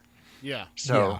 with all things being said, just saying thank you, fellas, for this. Of course. Yeah, thank you, and thank you for listening and joining in, and still using your intro. I know that you were emailing me about doing another revision on it, and I still haven't hit you up on that. But I know the dangerous location of changing any marketing. I understand 100%, but I have been thinking on it. So I'll talk to you later about that. Not in the street. yeah, when you're talking about more abstract stuff, you know what I kind of wonder, because I wonder if what'll happen at some point, whether it be in a mini series or a longer series type thing, is if you'll start to get a little bit more like, I don't want to say avant-garde, but like, back in the day, you'd have like, long run shows that had 22 episodes. Like they'd always have these weird ass, like, here's a musical episode, or here's like whatever. And it's like, is there a point when It's like tradition. It's almost like it has to happen. but is there a point when they'll start to, maybe not, I don't think we're ever going back to 22 episodes a season, but I wonder if there'll be times where they might be able to like look at something where it's like a little bit more outside the box and be like, you know what, we're going to do a fucking musical episode. And like, and that's a bad example maybe, but something that's so. We're gonna do an episode from the perspective of a fucking fly. Yeah. Like something like that, where it's like, or well, we've had episodes like that already. There was the Stranger Things one where they went outside of it all. That was one of my favorite episodes, but everyone hated it. Yeah, but we also have episodes where it's like, there's one in Breaking Bad where literally it's them only in the lab. Yeah, like they never leave the lab. It's only in there and everything. It's like one that. of my favorite episodes. There's an episode in Supernatural that is so amazing. I challenge anyone to watch it if you're artistically inclined or anything like that. It's called Baby. I don't remember what season it is. It's shot entirely from inside of their car. So every scene that you see is the inside of the car. Things are happening outside of the car, but it's always right outside of the car. Or you hear someone talking on the phone. Of that set piece as a character and incorporating it. So now when the story moves forward, that piece has more weight. Yes. And it means more. That's the whole love behind a ship, that heart that goes into an inanimate object that we all, I think there was Love, Death, and Robots did a really good one about a starship that they used often that had gone through all the missions, like the old B-52 war stories, the one that made it through 18 missions, that's that same love they're sending to that car. That's so beautiful. Yeah, it's amazing because the car is actually a character from like the very first episode. It's like, it's the dad's car, and then it gets passed down to the oldest son. And then it's like, at one point, someone asked him, he's like, Dean, what would you do if something happened to Baby? He's like, murder. I'd kill everyone. He's like, well, no, Dean, I'm trying to tell you. He's like, I'm not listening to a word you said. You just said something happened to my baby, and I'm not okay now. Yeah. And so it's like, they made it a character like Alan said. So we've seen stuff like that in these modern shows now. Yeah, but I wonder if something will get more and experimental. Who do we know that embodies that well, like Christine? Oh yeah, no kidding. These things and that exposition to that location also, but particularly with Stephen King, as he attributes the mundane, the most heinous. Like I would look like you were talking about having a Shining series. I would dare you to think about having an Overlook Hotel series to give a story to project the creepy, just just funky, rich, elite, we're living Dude. on the fat of the hog 1920s people they were. Yeah, there was some nefarious shit going on in a couple of rooms. Yeah. What about those rooms? You know, like 1308 feeling could have been a very good room in the Overlook Hotel, but sting, you know, that sting of having it not be part of the story, but we always associate because one came before the other. Yeah. So Imagine, that power dude, that King uses in those mundane. Imagine if that's how they do The Shining again. Like, don't tell it from the perspective of the Torrance family. Tell it from the perspective of the Outlook. The Overlook, yeah. The Overlook, the Overlook. You have the Overlook Hotel, and just call it the Overlook. You don't even call it The Shining. You just call it the Overlook. Shining fans are going to know what that means. Yeah. Stephen King fans are going to know what that means. So you just see it from the hotel's perspective. See, it's almost like Hannibal. It told Hannibal's story, but it did it to where it built to like Red Dragon, and they got canceled before they got to Silence of the Lambs. But it's like the premise is you would then let that show grow into what people expect, right? Yeah, and while you're remaking a beloved classic, like in Hannibal was getting ready, it did Red Dragon. It was getting ready to do Silence of the Lambs when it got canceled. Yeah. Imagine if that's what they did with the Overlook. Is that you see it from the perspective of the Overlook, and even incorporate in what Alan's talking about. Okay, you're not going to have the Torrance stuff in New Hampshire, and you're not going to have the Torrance stuff in Colorado down in Loveland and everything like that. But you are going to have, well, what happened in the 20s with the mobsters? Yeah. You know, show that and everything. So you know the evil. Edits and when I think of the ways in which they'll share. Sorry, go ahead. No, go ahead, Alan. Just the ways in which they share their monsters, like Spielberg did with Jaws. Yeah. Those nuances where the atmosphere will precede your first glimpse of this thing that everyone else is already reacting to, and that's where the real fear comes in. Is when you lend to the actors' faces, and usually cuts that may not even make it on the floor, but they're the one cut that looks that genuine. You know, that look of just ooh. Yeah. You know, and they know how to pull that out of actors on set, let alone making the beast in a, you know, tank that's made out of metal, and obviously he's on its third beta version, you know, but it still moves in the right way and they're going to get the shot, you know, like think about all the thought that went into just making that damn thing scary. Yeah. Aside from, you know, the general, you know, 100 years myth of the ocean being a terrible place, stay the hell away from it. Yeah. But they took a new stance on it that was more personal and morbid. You know, that this thing was like, I'm fucking with, excuse my French, I'm messing with you, not messing with boats in general. I'm hunting you. Like I'm, you know. And that's what it makes it feel like, you know. Sorry, the tangent style. That's what we do here. That's the homage to the story and the buckle up and buttress of any new work to the original series. I don't think was exemplified, but I know it's been done better. But I think of this example, even though it looks shoddy, in Rogue One, when they butt up right into, like you said, you watched all 9 Star Wars movies. Yeah. Holy crap, good job, Peter. Thank you. You know, but at the same time, you see in a way that ramp, like I grew up with cars and ramps and, you know, Matchbox cars, and you can feel that smooth transition into what's known. And that's something the TV series is going to go, but the light's still coming on, you know? Yeah. It's just a matter of getting money grubbing executives to understand that you can make money other ways besides from a quick, you know, $40 million invested into a franchise like the Fast and the Furious. You know, like let's go dump $40 million into there and make an action movie and make $100 million. Yeah, I think that's where oh, go ahead. No, I was gonna say, I think that kind of what you're getting. I think what makes sense though is I think that they're still learning. Yes. Because like right now, a lot of what we're seeing on like streaming and stuff, it still just feels like either a movie or a show, and they're just like a little bit amalgamating. And like, but I feel like there's still a lot of discovery of what, you know, shows can be. Yeah. And I think that we're going to see some discovery over the next, you know, 10, 15, 20 years. I think that there's some nuanced shows that are coming out that are showing stuff that is different than just, all right, season 1, season 2, season 3, you know, part 1, part 2. I've been hearing about some different shows where they're like, yeah, part 1 and part 2, completely different shows and everything. And so I'm just like, okay, we're kind of starting to see a little bit like what you're talking about is like, it's not just seasons anymore. Yeah. We could That's be like seeing Castle Rock, where it was Twilight Zone pattern. Yes. We could see stuff like that more. I mean, and American Horror Story has already done that. You know, anthology. But Dark Tower will have to be that way. Yeah. Because it's like, as we look at these stories, no matter how Flanagan cuts it, when you move from, you know, book 3 to book 5, there is no way that those are going to feel like the same shows. like, you're gonna have the same characters, but it's like you're almost dealing in different genres. You're going from a Taken feeling where Jake is kidnapped in Lud to a Magnificent Seven and protecting the town, kind of thing, and the wolves of the Kala. So I think that Flanagan has a really good opportunity to like really build something interesting, because he will have to people will have to follow him, like, and who's the person who has had the most success making miniseries? Flanagan has 3 on Netflix that are outstanding. Yeah. So yeah. And his narrative form and the way in which he'll share a story is the most important acumen that they are taking advantage of. The man can frame a soapbox commercial, and everyone would be buying it. Like I'd watch Flanagan record paint drawing. The way Flanagan would do it, I'd watch it. He'd make it interesting. He would absolutely. I'd be scared that's too. What I hope so much for that handoff of the delicate process. No matter how big the budget is, no matter how many shows have really sung King's work over the years, and any this version did it better, but it was creepier and scarier. Okay, yeah. But the storytelling is where the real grip hits the audiences right in the gut. And even if it's like that one scene from that shitty show, they're getting it. Yeah, and that's good. I just worry about the audiences sometimes too.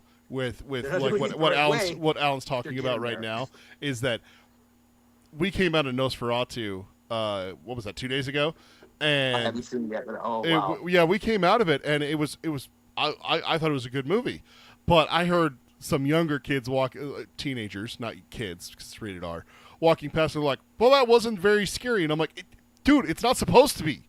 Like, how did you not get that from the tone of the film? Like, it's not a boo scary movie. Like, come on." Yeah. Like, much like in the Treehouse of Horror 2 in The Simpsons, when the famous Edgar Allan Poe in Quote the Raven Nevermore, Bart was like meh, but Homer was over there like freaking out. Yeah, it's a different feeling. It's a different kind of story and everything like that. I'm just like, how you saw. They heard the word vampire. Oh, Nosferatu's a vampire. Okay, great. It's going to be a horror film. It's like, no. We got to like teach this younger generation that there is a difference between films where it can be suspenseful. That's what makes the fundamental distinct difference between horror and then terror. And that's a terror film that keeps you on your edge in terror. Mm-hmm. And then the horror of it is the scary confrontation, or the fangs, or the blood, or the gore. Yeah. And that's what they were expecting is a horror film. And they were not understanding tension, because for the love of God, they've never paid a bill in their whole life. But at the same time, so the terror of that, it doesn't really bode well for the scope of which we're looking at life or death. Holy crap, Oh, that moment where you get that email or text message saying you were late on a bill. It's like, oh God, am I? Yeah, they're not going to get that quite yet, but they will understand it later, and they'll probably understand it. Damn, that was scary. Yeah, I always see that with The Exorcist, where you'll see like some, 16, 17-year-old will get on Reddit and like, oh, this movie wasn't scary. It's like, hey, come talk to me like when you're in your like 20s, maybe close to 30s, rewatch the movie and then come talk to me, because I have a feeling you're going to appreciate it much differently. Mm-hmm. So it's just, it's different for sure. But I'm excited to see, and then the Dark Tower is obviously top of the list, but like I think there's a cool evolution to what we're hopefully going to be seeing with TV. And I think we're already seeing little bits of it. Yes. You're seeing like little tiny bits of evolution. Well, I mean, but like it just hasn't come together yet. It hasn't fully formed, and it's just interesting to see, because we're in a new age now. This is different than what because like early TV just evolved right off of radio. It's like, oh, you can now see the serials that we used to read you, and I just feel like now you've broken the realm where it's like you can now have a show where like one episode could be an hour and a half long, and the next one could be 30 minutes long, based on what part of the story you're telling. Right. And it's like, even just that, like we haven't seen a lot of shows fully accept that and use it to their advantage, but some have, and it's been incredible. So. And in that same token, Ted, I don't think we've seen many showrunners accept the fact that a story just has to end. And you can't milk it for 70 years. Yeah. Walking Dead. I give it. I'm a kind of. I have friends that are anime friends, and I don't know if the words "fooly cooly" means anything to you, gentlemen. No. But that show wraps up wonderfully in 3 seasons and does itself justice along the way. So when it does end, it doesn't feel like, oh, it got canceled. Yeah. They understood from start to finish where they're heading and how far their journey was. I can tell you right now, people just hop on a boat and start going, and it's like you can't do that shit. I can tell you right now, if I was the executive at like Netflix or Hulu or Disney Plus or something like that, one of the first things I would ask is when a showrunner comes in with an idea, like for like pitching their idea, I'd be like, all right, how many seasons? How long? Yeah. And they're like, oh, well, we're going to go as long as you want us to. And I'm like, nope. If you don't have an ending, I don't want to hear it. Scale. How many careers are being made? How many Yeah. babies are being born? How many individual departments it takes to really put this all together? And all of them are guild, members and covered, and so you have to negotiate within reason for a large production. Yeah. And that's the sad part to see, like, the Amazon series of New Hambry kind of throw to Wizard and Glass in its way, whatever it was. I don't believe it would ever touch what Wizard and Glass is, but it was a certain good attempt, and we'll never see it.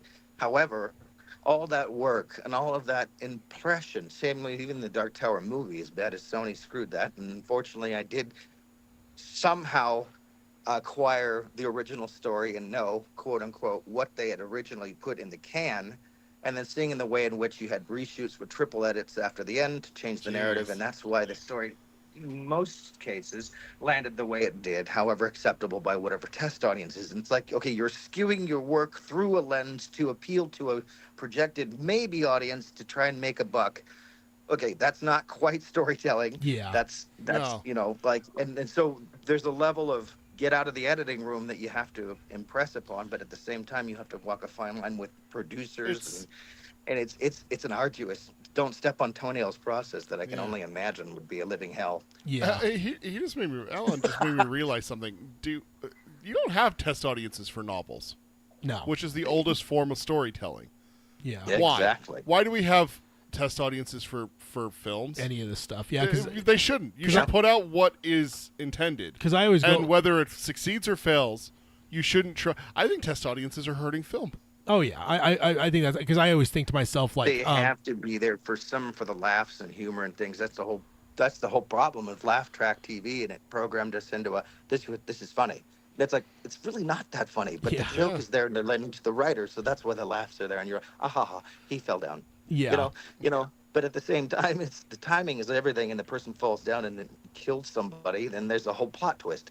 The mundane, the morbid mundanity that goes into the acceptance of clause and plausibility. I'm sorry, I'm a theater person, so like verisimilitude is a constant daily thing to remind myself that people will believe what they believe because X, and in art and as an actor and as a theater person, as a show person, you're constantly saying, like a skateboard ramp, how far do I go up before I can get this kickflip and come smooth right back down in a story? And everyone's like, yeah, they feel the momentum of the storytelling. And that's all I watch for. And I've seen it all over the place in other genres and different shows. And it's there. The talent is there. Yeah. It's like just watching these combinations of our beloved little short stories here from Grandfather King, but at the same time, it's so good. Yeah. It's so good. Yeah, and that is unfortunate. I mean, because it is ultimately, like writing novels might be like an older form, but it's like it also is cheaper. There's a lot of this other stuff. Like you're talking tens, if not hundreds of millions of dollars over the course of years to build like a movie or a show, and it's like there's got to be a return on investment because unfortunately this is a lot more of there's more risk in a show or a movie. So it's like, but I always wonder with like test audiences, going back to that, it's like I always wonder with like certain classics, it's like, could this have survived a test audience? See, that's what I'm saying is like you lived and died by what you made. Either you make good stuff or you don't survive. So that's where I kind of feel like test audiences is maybe handicapping it. It's like, oh, well, it tested well with test audiences. I don't know why it didn't do good. I thought Craven was great with the test audiences. It's like, well, yeah, do they no always shit. use test audiences for every movie? They don't use them for David Attenborough. No, They're not exactly. Use them for BBC special. I'm pretty movies. sure The Life of Chuck isn't going to get test audiences. Yeah, right? That's the kind of thing. No, that's the kind of thing. Is like I don't think any film needs test audiences. No, I think they do it as a crutch where it's like, well, look, Craven did really well with test audiences. I don't know why it's not hitting with people.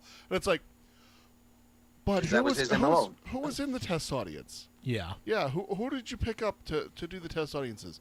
Oh, what's that? It was 40 members of your family? Interesting. Of course they're going to tell you all it was good, Like, honestly, it wouldn't surprise me at this point if that's what we found out about Sony.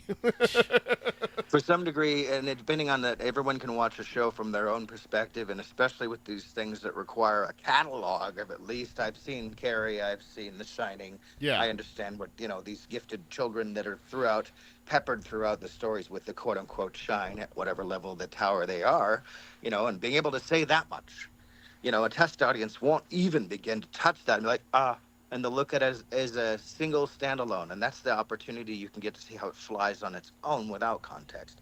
That's how it may be useful. However, the ways in which it's being used to employ the plausibility or the sellability, productability, marketability, it had it right in the bag. I used that as Warner Brothers knocked it right out of the park and just looked at Sony and went, man, you fucked up. And then went over here and did what they did, and then everyone that knows show running is like, whoa, watching this person face plant, but at the same time, they still tried. Yeah. And that without Idris Elba's hard work as being a cold anti-hero, that I really think the test audiences, this is just getting back to Dark Tower, and I know you guys got the monkey up, so we should probably get back to that. But, because that looks interesting. I don't know what's going on aside from blood out of the eyes. Holy shit, that's a frame to freeze on. But well, let me ask you a question, Alan, about the monkey. Did you watch the clip? Osgood, I have read the short story, Peter, and you and me are in a small little box in our little 8-year-old mind, holding hands about the monkey in a certain way. I found that book on accident when I was a kid. Oh. And then I read it accidentally, and I was like, nah, I'm cool. So that's one of those little, afraid of the dark places. I'm waiting to go. Just don't have the time to really put my foot in that door, but I'm glad that they're bringing it to fruition. Yeah, okay. me too. Osgood Perkins just released a clip a couple days ago. I think it was the day after Christmas, and it's just a small clip. It's a scene. It's a scene. It's a scene, yeah. And it's pretty incredible. We shared it with our movie group, and everyone was like, "Oh my god, it was so good." Cody shared it in the Discord as well. Yeah, I'll find it. So I'll find it. It's because I'm interested in what this is going to be, because it's even the headline of this article.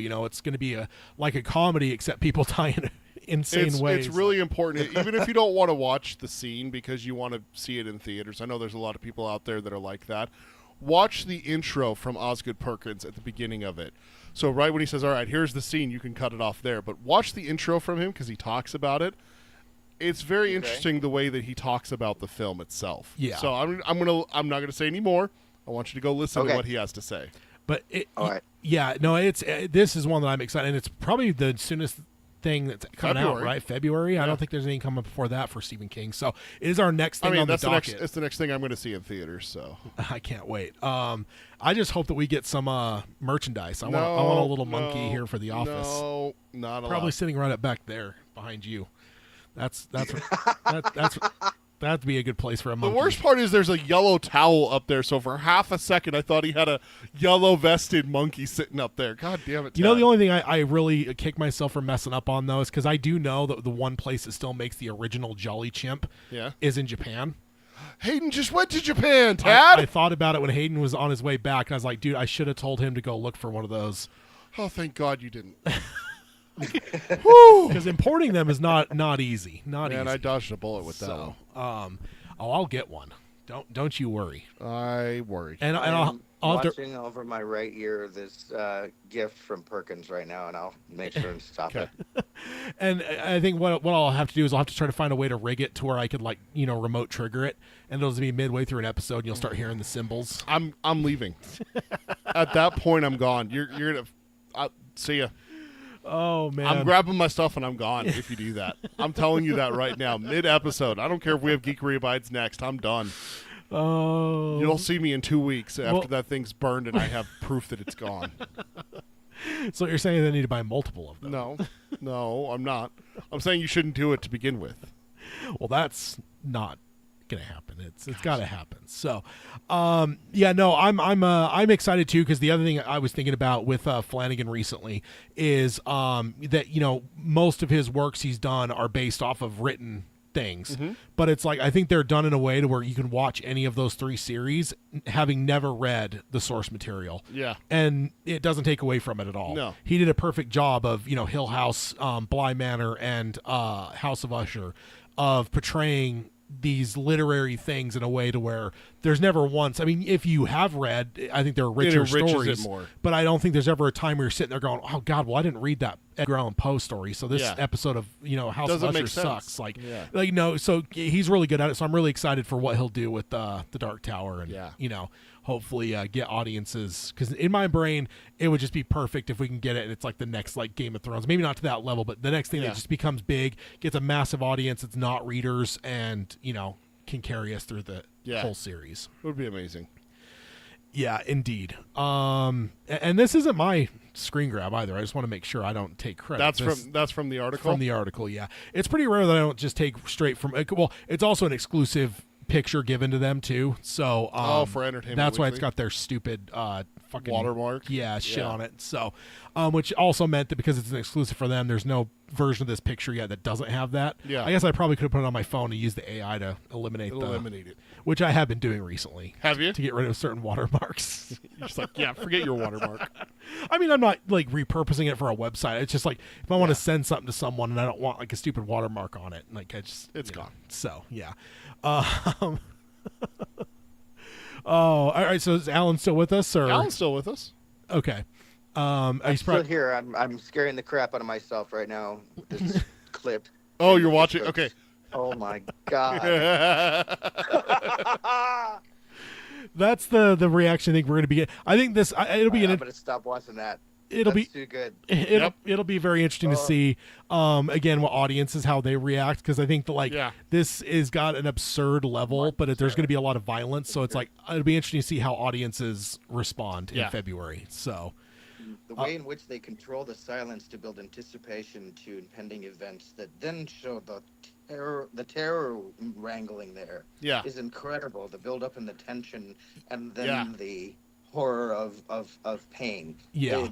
That's what I'm looking for. That kind of like, I'll believe that all day, man. I don't even care if the plot's about two boxes of Ritz. It's the way in which they're doing it. Yeah.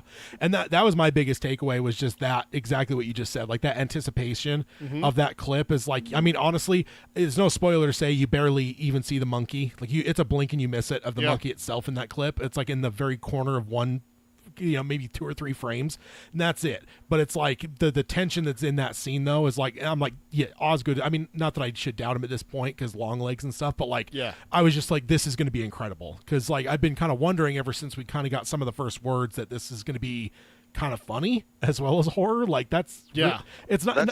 That's the I have the same in Lincoln. There's an approach here where the antagonist will play with their food, so to say, like a spider that happens to play with it like a cat. And that's the lure that I think Tad's little morbid nuances love to roll into, to admire a good antagonist, because this man knows his antagonists.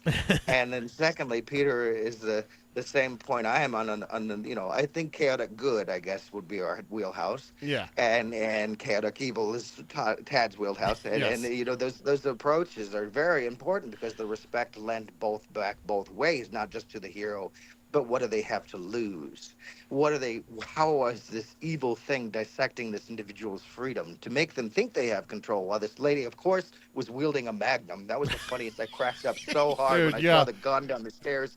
I was like, yeah. She pulled out a freaking hand cannon. I'm like, It was good like lord, Dirty Harry would like, be it jealous. was almost perfect, like a cartoon. And, Yeah. And I'd like to see also is someone approach one of these short stories from the ability of a universe like animation, where you can throw that fourth wall right over the fence and say, let's go there. Yeah. But at the same time, that shot you just showed me with her falling through the stairs, wow. Yep. That's going to be neat. Yeah. I'm looking forward to it. Like I said, I good. there's a lot of movies on the horizon, but with Stephen King wise, that's the next one up. So I'm excited for mid-February. So Yeah. it's gonna be good stuff, and hopefully it'll get Peter squirming in his seat with that monkey.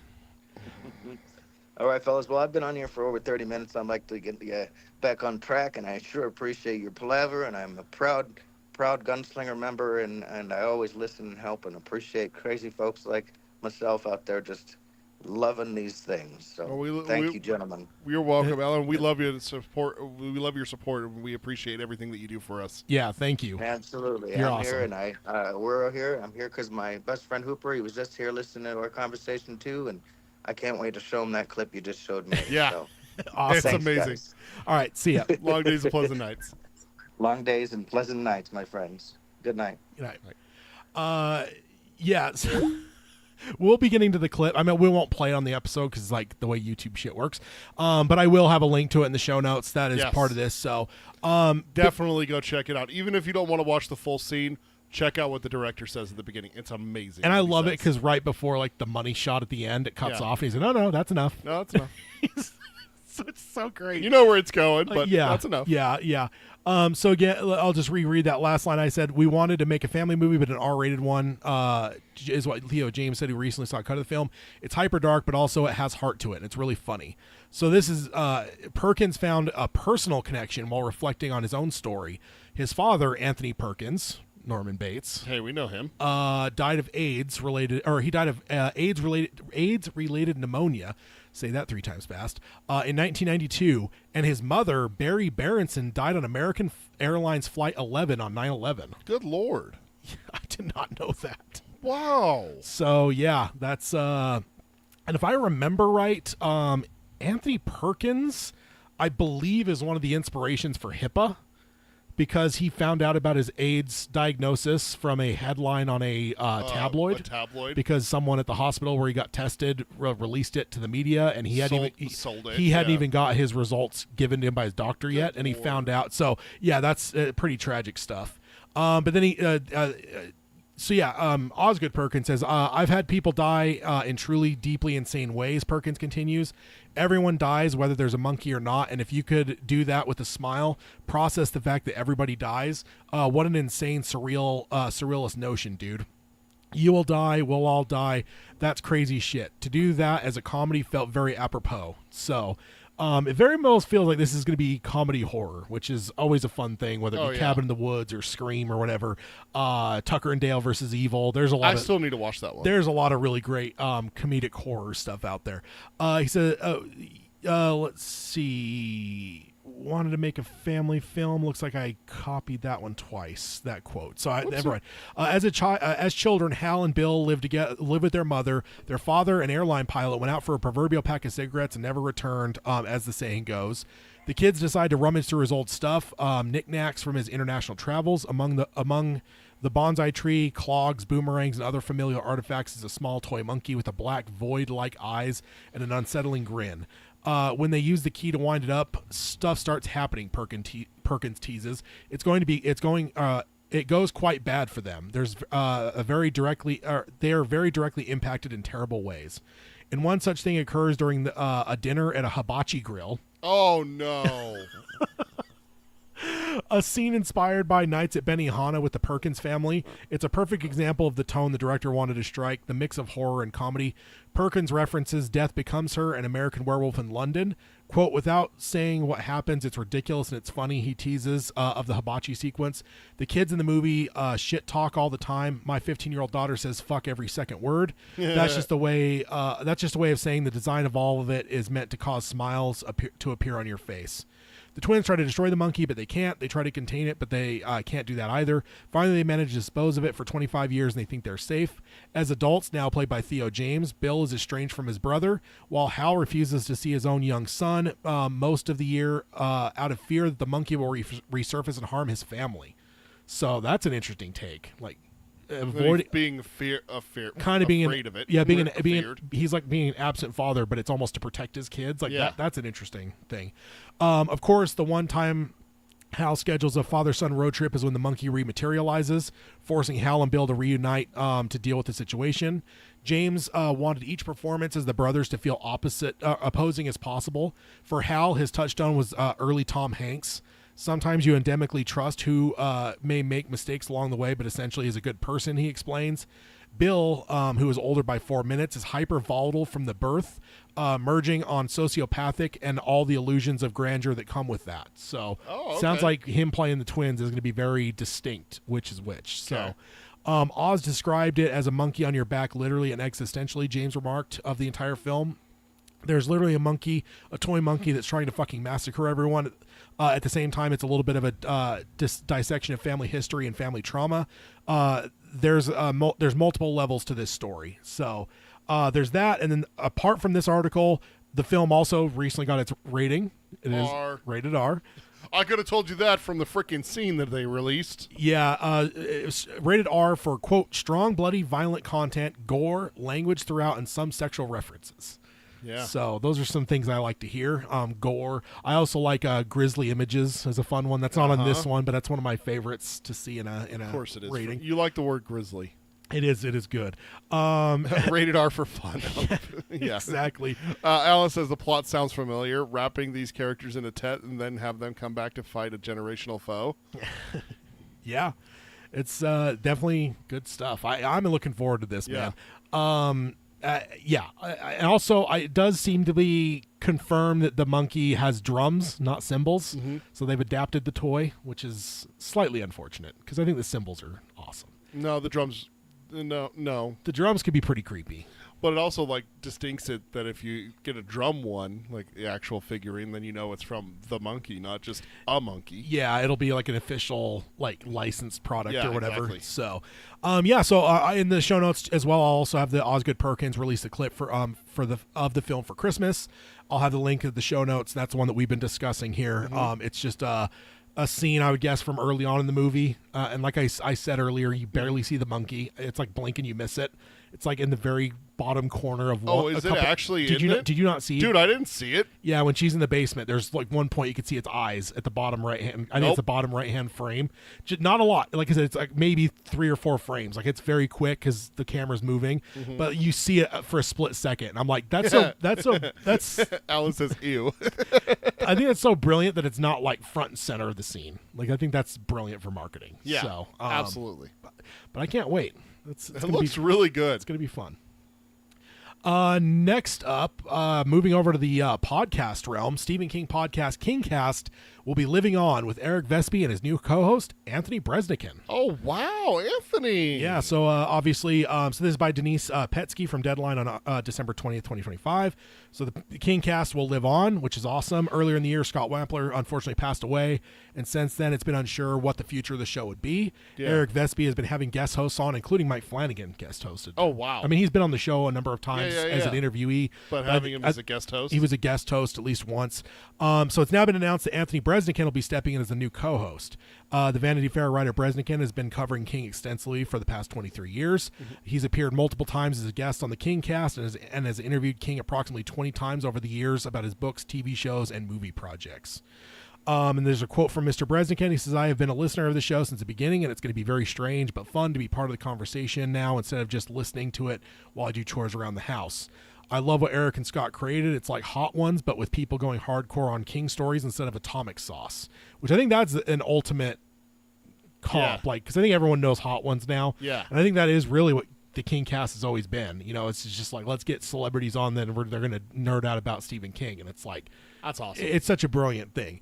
So I was beyond thrilled when Eric invited me to keep it going. Stephen King means a lot to me. I know he has a huge impact on many other storytellers.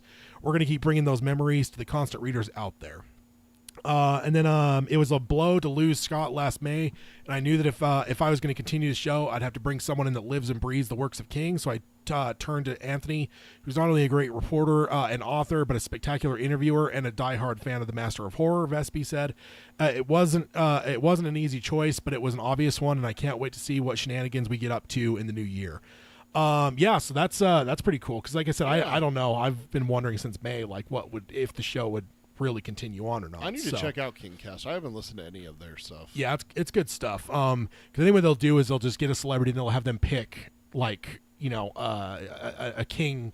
I don't remember if it's a adaptation, whatever, and then they'll go through and just talk about that. So like you'll get, you know, someone on, and then it'll just be like, oh, I want to talk about the Wastelands, you know, and it's just like that's so it's really cool. Like it's not just surface level. It's not like they bring in a bunch of celebrities and it's just like basic King questions. Like, no, they're gonna deep dive on a specific topic, which is really cool. So yeah, I'm happy to hear that.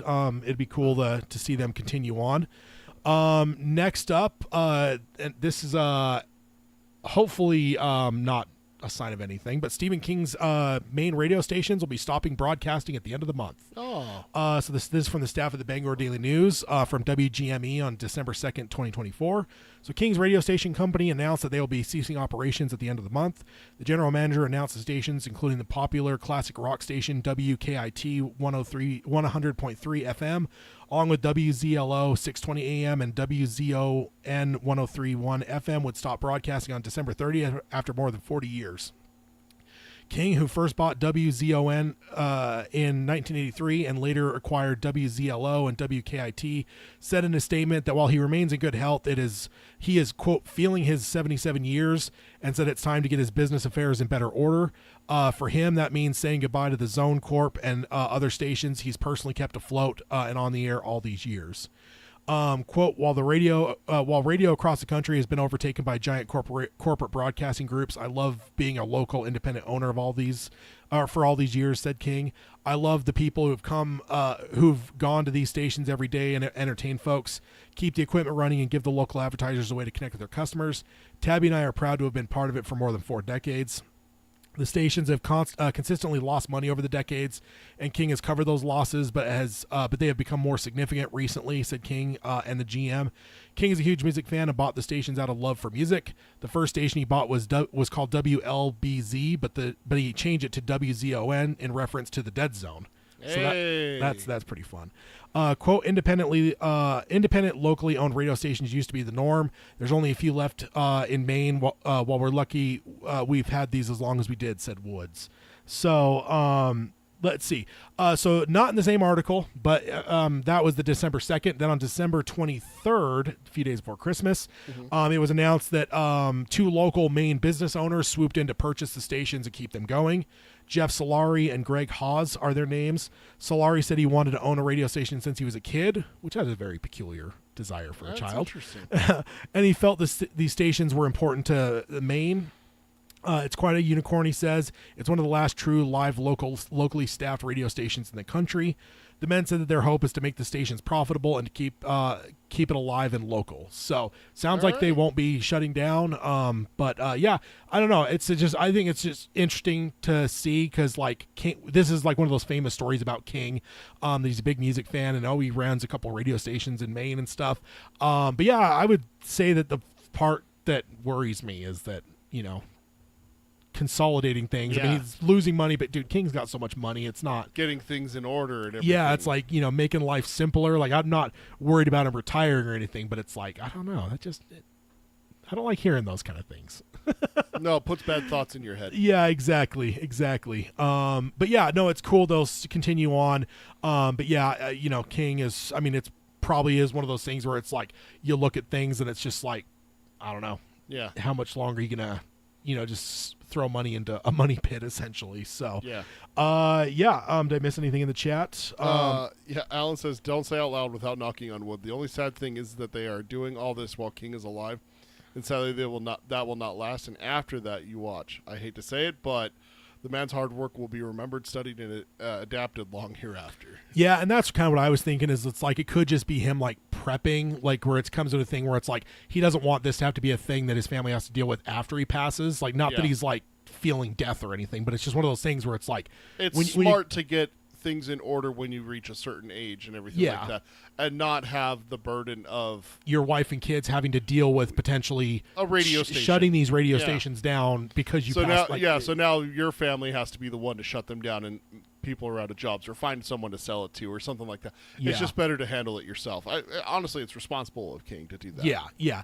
And honestly, it does sound like a lot of times he's more in Florida nowadays than Maine anyway. So it's just like, not that he's not a fixture in Maine. I'm still surprised that he's not on their license plate, for God's sake. Yeah. Because, outside of lobsters, what else is Maine known for than Stephen King? Lighthouses. Lighthouses.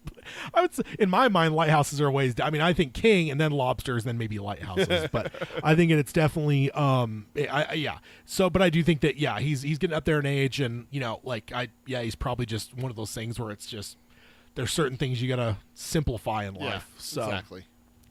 That is next up. So we're moving over to odds and ends. The only odds and ends I've got is apparently the Dark Tower movie is doing quite well on Netflix. Really? Got brought up in the last month, and during the month of December, there's been at least 2 or 3 times I've saw like just small excerpts saying that it was in Netflix's top 10 Wow. list. So that's interesting. I don't know what to make of that. Like, it's just one of those weird things where it's like, it just moved to Netflix not too long ago, and ever since then, it's actually been hitting pretty. I mean, I think Doctor Sleep, something like that happened to that too. There's another King thing that in the last couple of years that hit Netflix, and it was like something that didn't do well box office wise, but then it hit Netflix, and it was, I think it was Doctor Sleep, and then it was just like consistently in Netflix's top 10 for like a month or two, and it was just like, where the fuck were all you people when the goddamn thing was in theaters, man? Come on. Exactly. So it's I don't know what this means. I mean, I don't know that it gets anyone any money or anything, so it doesn't really help the overall vibe of it. But it's always interesting where it's just like, oh, now it's on Netflix. Apparently, everyone's going to watch. Yeah. Then I've got some Uncle Stevie recommends. Just a couple quick ones. The Midwich Cuckoos on Amazon. King says, surprise, there hasn't been more talk about this. It's a brilliant reimagining of John Wyndham's classic sci-fi horror novel. And then Lazarus Man by Richard Price. He wrote the teleplays for HBO's The Outsider and this novel of New York. Especially Harlem is off the charts great. You'll love this book. And then Before on Apple Plus. The show is creepy Exorcist vibes. Billy Crystal is very good. Short and scary episodes. All right. So, of course, because it's spooky season all the time. So we only have a few minutes left. Yeah. I think you got do we have time? a fan theory, I think is what you want to call it. Kind of. It's a Peter theory. Yeah, it's something you came up with on your recent read. I think we don't have to discuss it, and it's more just like throwing it out there. I mean, we talked about it on our Discord, our Patreon hangout. Yeah. But yeah, it was a fan theory you came up with. Go ahead, sir. Yeah. So I'm rereading the Dark Tower series. I don't think we've had a roundtable since I've started. So I'm currently in book 4. Just started, actually. Book 3 ended right as I went on vacation for the holidays, because I've been off since the 17th of December was the last day I worked. So quite a good stretch here of days off. Yeah. And when I was in book 2, drawing into 3, and he goes into Jack Mort, and it's the Pusher, not Death, is the name of the third door. It just kind of occurred to me that he pushed Jake. He pushed Susanna. Yeah. Well, he pushed Odetta. Odetta wasn't Susanna yet. And bombed her. And then dropped a brick on her. Absolutely. Well, dropped a brick on her and then pushed her. Yeah. Right. But he has a thing for pushing, and he pushed Susan in 1962, and he pushed Jake in 1977. Well, he pushed Jake in front of a car. In 77. Yeah. Eddie's sister, Gloria / Selena, because she has 2 different names for some reason, died by a drunk driver hitting her. What if she was pushed by Jack Mort? Yeah, because the timeline adds up. He was pushing people as early as 62 with Odetta, and as late as Jake in 77, and Gloria, I think is what we officially should call her. It was Selena first, but Gloria died in 1966. I did the math based off of what they said, and so that's right in his operating zone. Yeah, and it's right during the time that he was actively pushing people. He could have still been bombing people and doing other things. We have no idea what madness more. Yeah, but he was actively pushing people, and I think when we talked about it on we did a hangout, and I brought this up with the Gunslingers for Patreon. I liked what you said, is that it would make perfect sense that there's a symmetry to it. 3 of them have had pushing affect their life. Because her death is what caused Eddie's mom to kind of go off the deep end, which then caused her to lay on Henry pretty heavy. You watch out for your brother. And like those are like the things that essentially formed Eddie, is the fact that his mom was the way that she was. His mom leaned on Henry the way he was. It eventually made Henry, or that was part of Henry going to Vietnam, which then caused him to get into drugs. Like there's this like butterfly effect of like, that kid being hit by a car, and that kind of what you brought up is like nobody saw it. It wasn't a thing where like, oh, Henry was there and watched her playing hopscotch and a car was swerving and hit her. it's just, is that just how people interpret it? It's like, well, she got hit by a car, so it was probably a drunk driver because nobody stopped. Like, it's like one of those things where you can kind of see how it could have been just pieced out, and that's just how it was, whatever. But realistically, what if there was a priest that was walking by? What if the priest was a later thing that he did with Jake? Is that we see evolution of him, where with Odetta, he's dressed as a construction worker. Yes. So we can see he blends in. He blends in. He dresses up as the part. He could have absolutely looked like a drug dealer. Yeah. Because let's be honest, Eddie probably wasn't growing up in the nicest neighborhood. That's the whole thing with Eddie, is that with no dad and everything, the projects and stuff. Yeah. I did do a little bit further research into this. I did find on the wiki that in the comics, which is not the book, so not as it's a lower level canon in my mind. Sure. Eddie was there when it happened, and her pushing him caused her to go in the street and him to go onto the sidewalk, and then she got hit. So that saved his life, actually. But it is kind of interesting just to think that what if Gloria was pushed by Jack Mort, and so Odetta, Eddie, and Jake have all had their lives pushed by Mort, which is the reason for the name of the door being the pusher instead of death, which is what the tarot card was. That in this right here on the screen, it was death, but not for you, Gunslinger.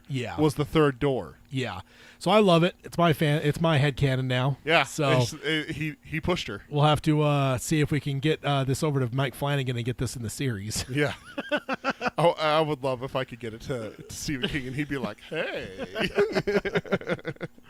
And then Alan says that's truly possible, and adding the name the pusher. So yeah, no, it's definitely good. I definitely wanted Peter to share it. Yeah. We will be back on the 18th. We forgot at the top of the episode too. That's true. We already talked about it before on previous episodes, but we because of the way it all lines up next year, it would have to be recording a week from today, and I just don't think that's realistic. It's going to be a break for us. Yeah, we're going to take a little break. So we're one episode off, and then so the 18th will be back, and then we'll be on our normal pattern through the rest of the year every fortnight. Yeah, so so that'll be a round table as well. But yeah, that's kind of where we're at. We'll be signing off from this episode. We'll see you then on the 18th. We'll go ahead and hit the outro stuff. If you want to subscribe to us, you can do it on any podcasting delivery service of your choice. Stream us on Spotify, Amazon Music, Audible, any of those fun places. Join us for the live streams here at youtube.com/DarkTowerPalaver. Follow us on all the social medias that Peter tell you about, so you can know when we're going live. I always post the stuff, but you can also subscribe, rate, and review us. Ring the bell for notifications here on YouTube, because that'll alert you. It always alerts on my phone. I don't know why I sign up for notifications when I'm like the one clicking go on the thing, and then my phone vibrates and tells me Dark Tower Palaver's gone live. It's like, I should know. Now, if it was ever to go live and I didn't know, that would be a big problem. You come in and there's just a symbol monkey sitting at the computer.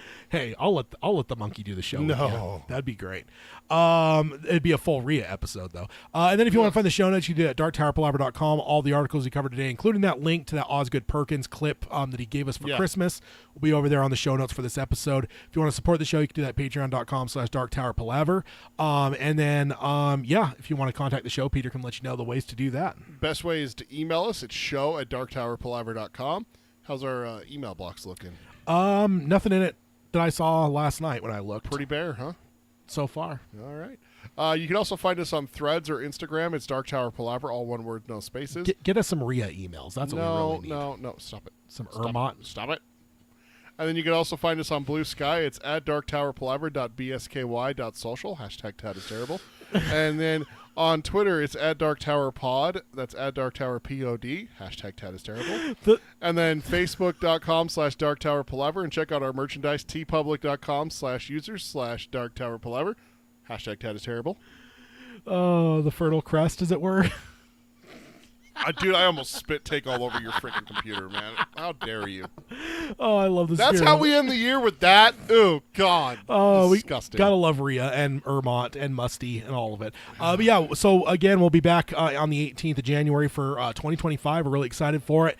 We'll be back in a few minutes for Geekery Abides if you're into that shenanigans, all the non-Stephen King side of things. Yep. But otherwise, yeah, we'll see you on the 18th for a great 2024. By that point, we'll be most of the way towards the monkey. We'll be just under a month away from the monkey. Yeah, I can't wait for that. And I'll be on the lookout for a monkey toy. No. Hopefully. No. So, all right, we'll sign off as we always do by saying long days and pleasant nights. Long days and pleasant nights, folks. Boy. All right, everyone. Thank you guys in the chat for joining us. You guys are awesome. Thanks, Alan, for calling in. We'll definitely always continue on with the call-ins. I do think the one hangout, or when we finally have the trivia stuff done, we probably won't do call-ins that time. Yeah. Because we'll be doing the trivia thing. Yeah. But yeah, I'm definitely still working on it. It is slow going, but we're definitely working on it. You know, the hard part is going through, finding questions without actually getting caught up into it and reading. Yeah. Because I'm just trying to skim and just find what's good trivia. But how hard it is to not just be like, get caught. Oh, this is that part. You get caught into it, Yeah. and then suddenly you're like 3 chapters later, you're like, wait a minute, I didn't get any questions. Oh, shit. Damn you, King. All right, guys. Thank you all for joining us, and we will see you guys next year. Bye, everyone. See you guys.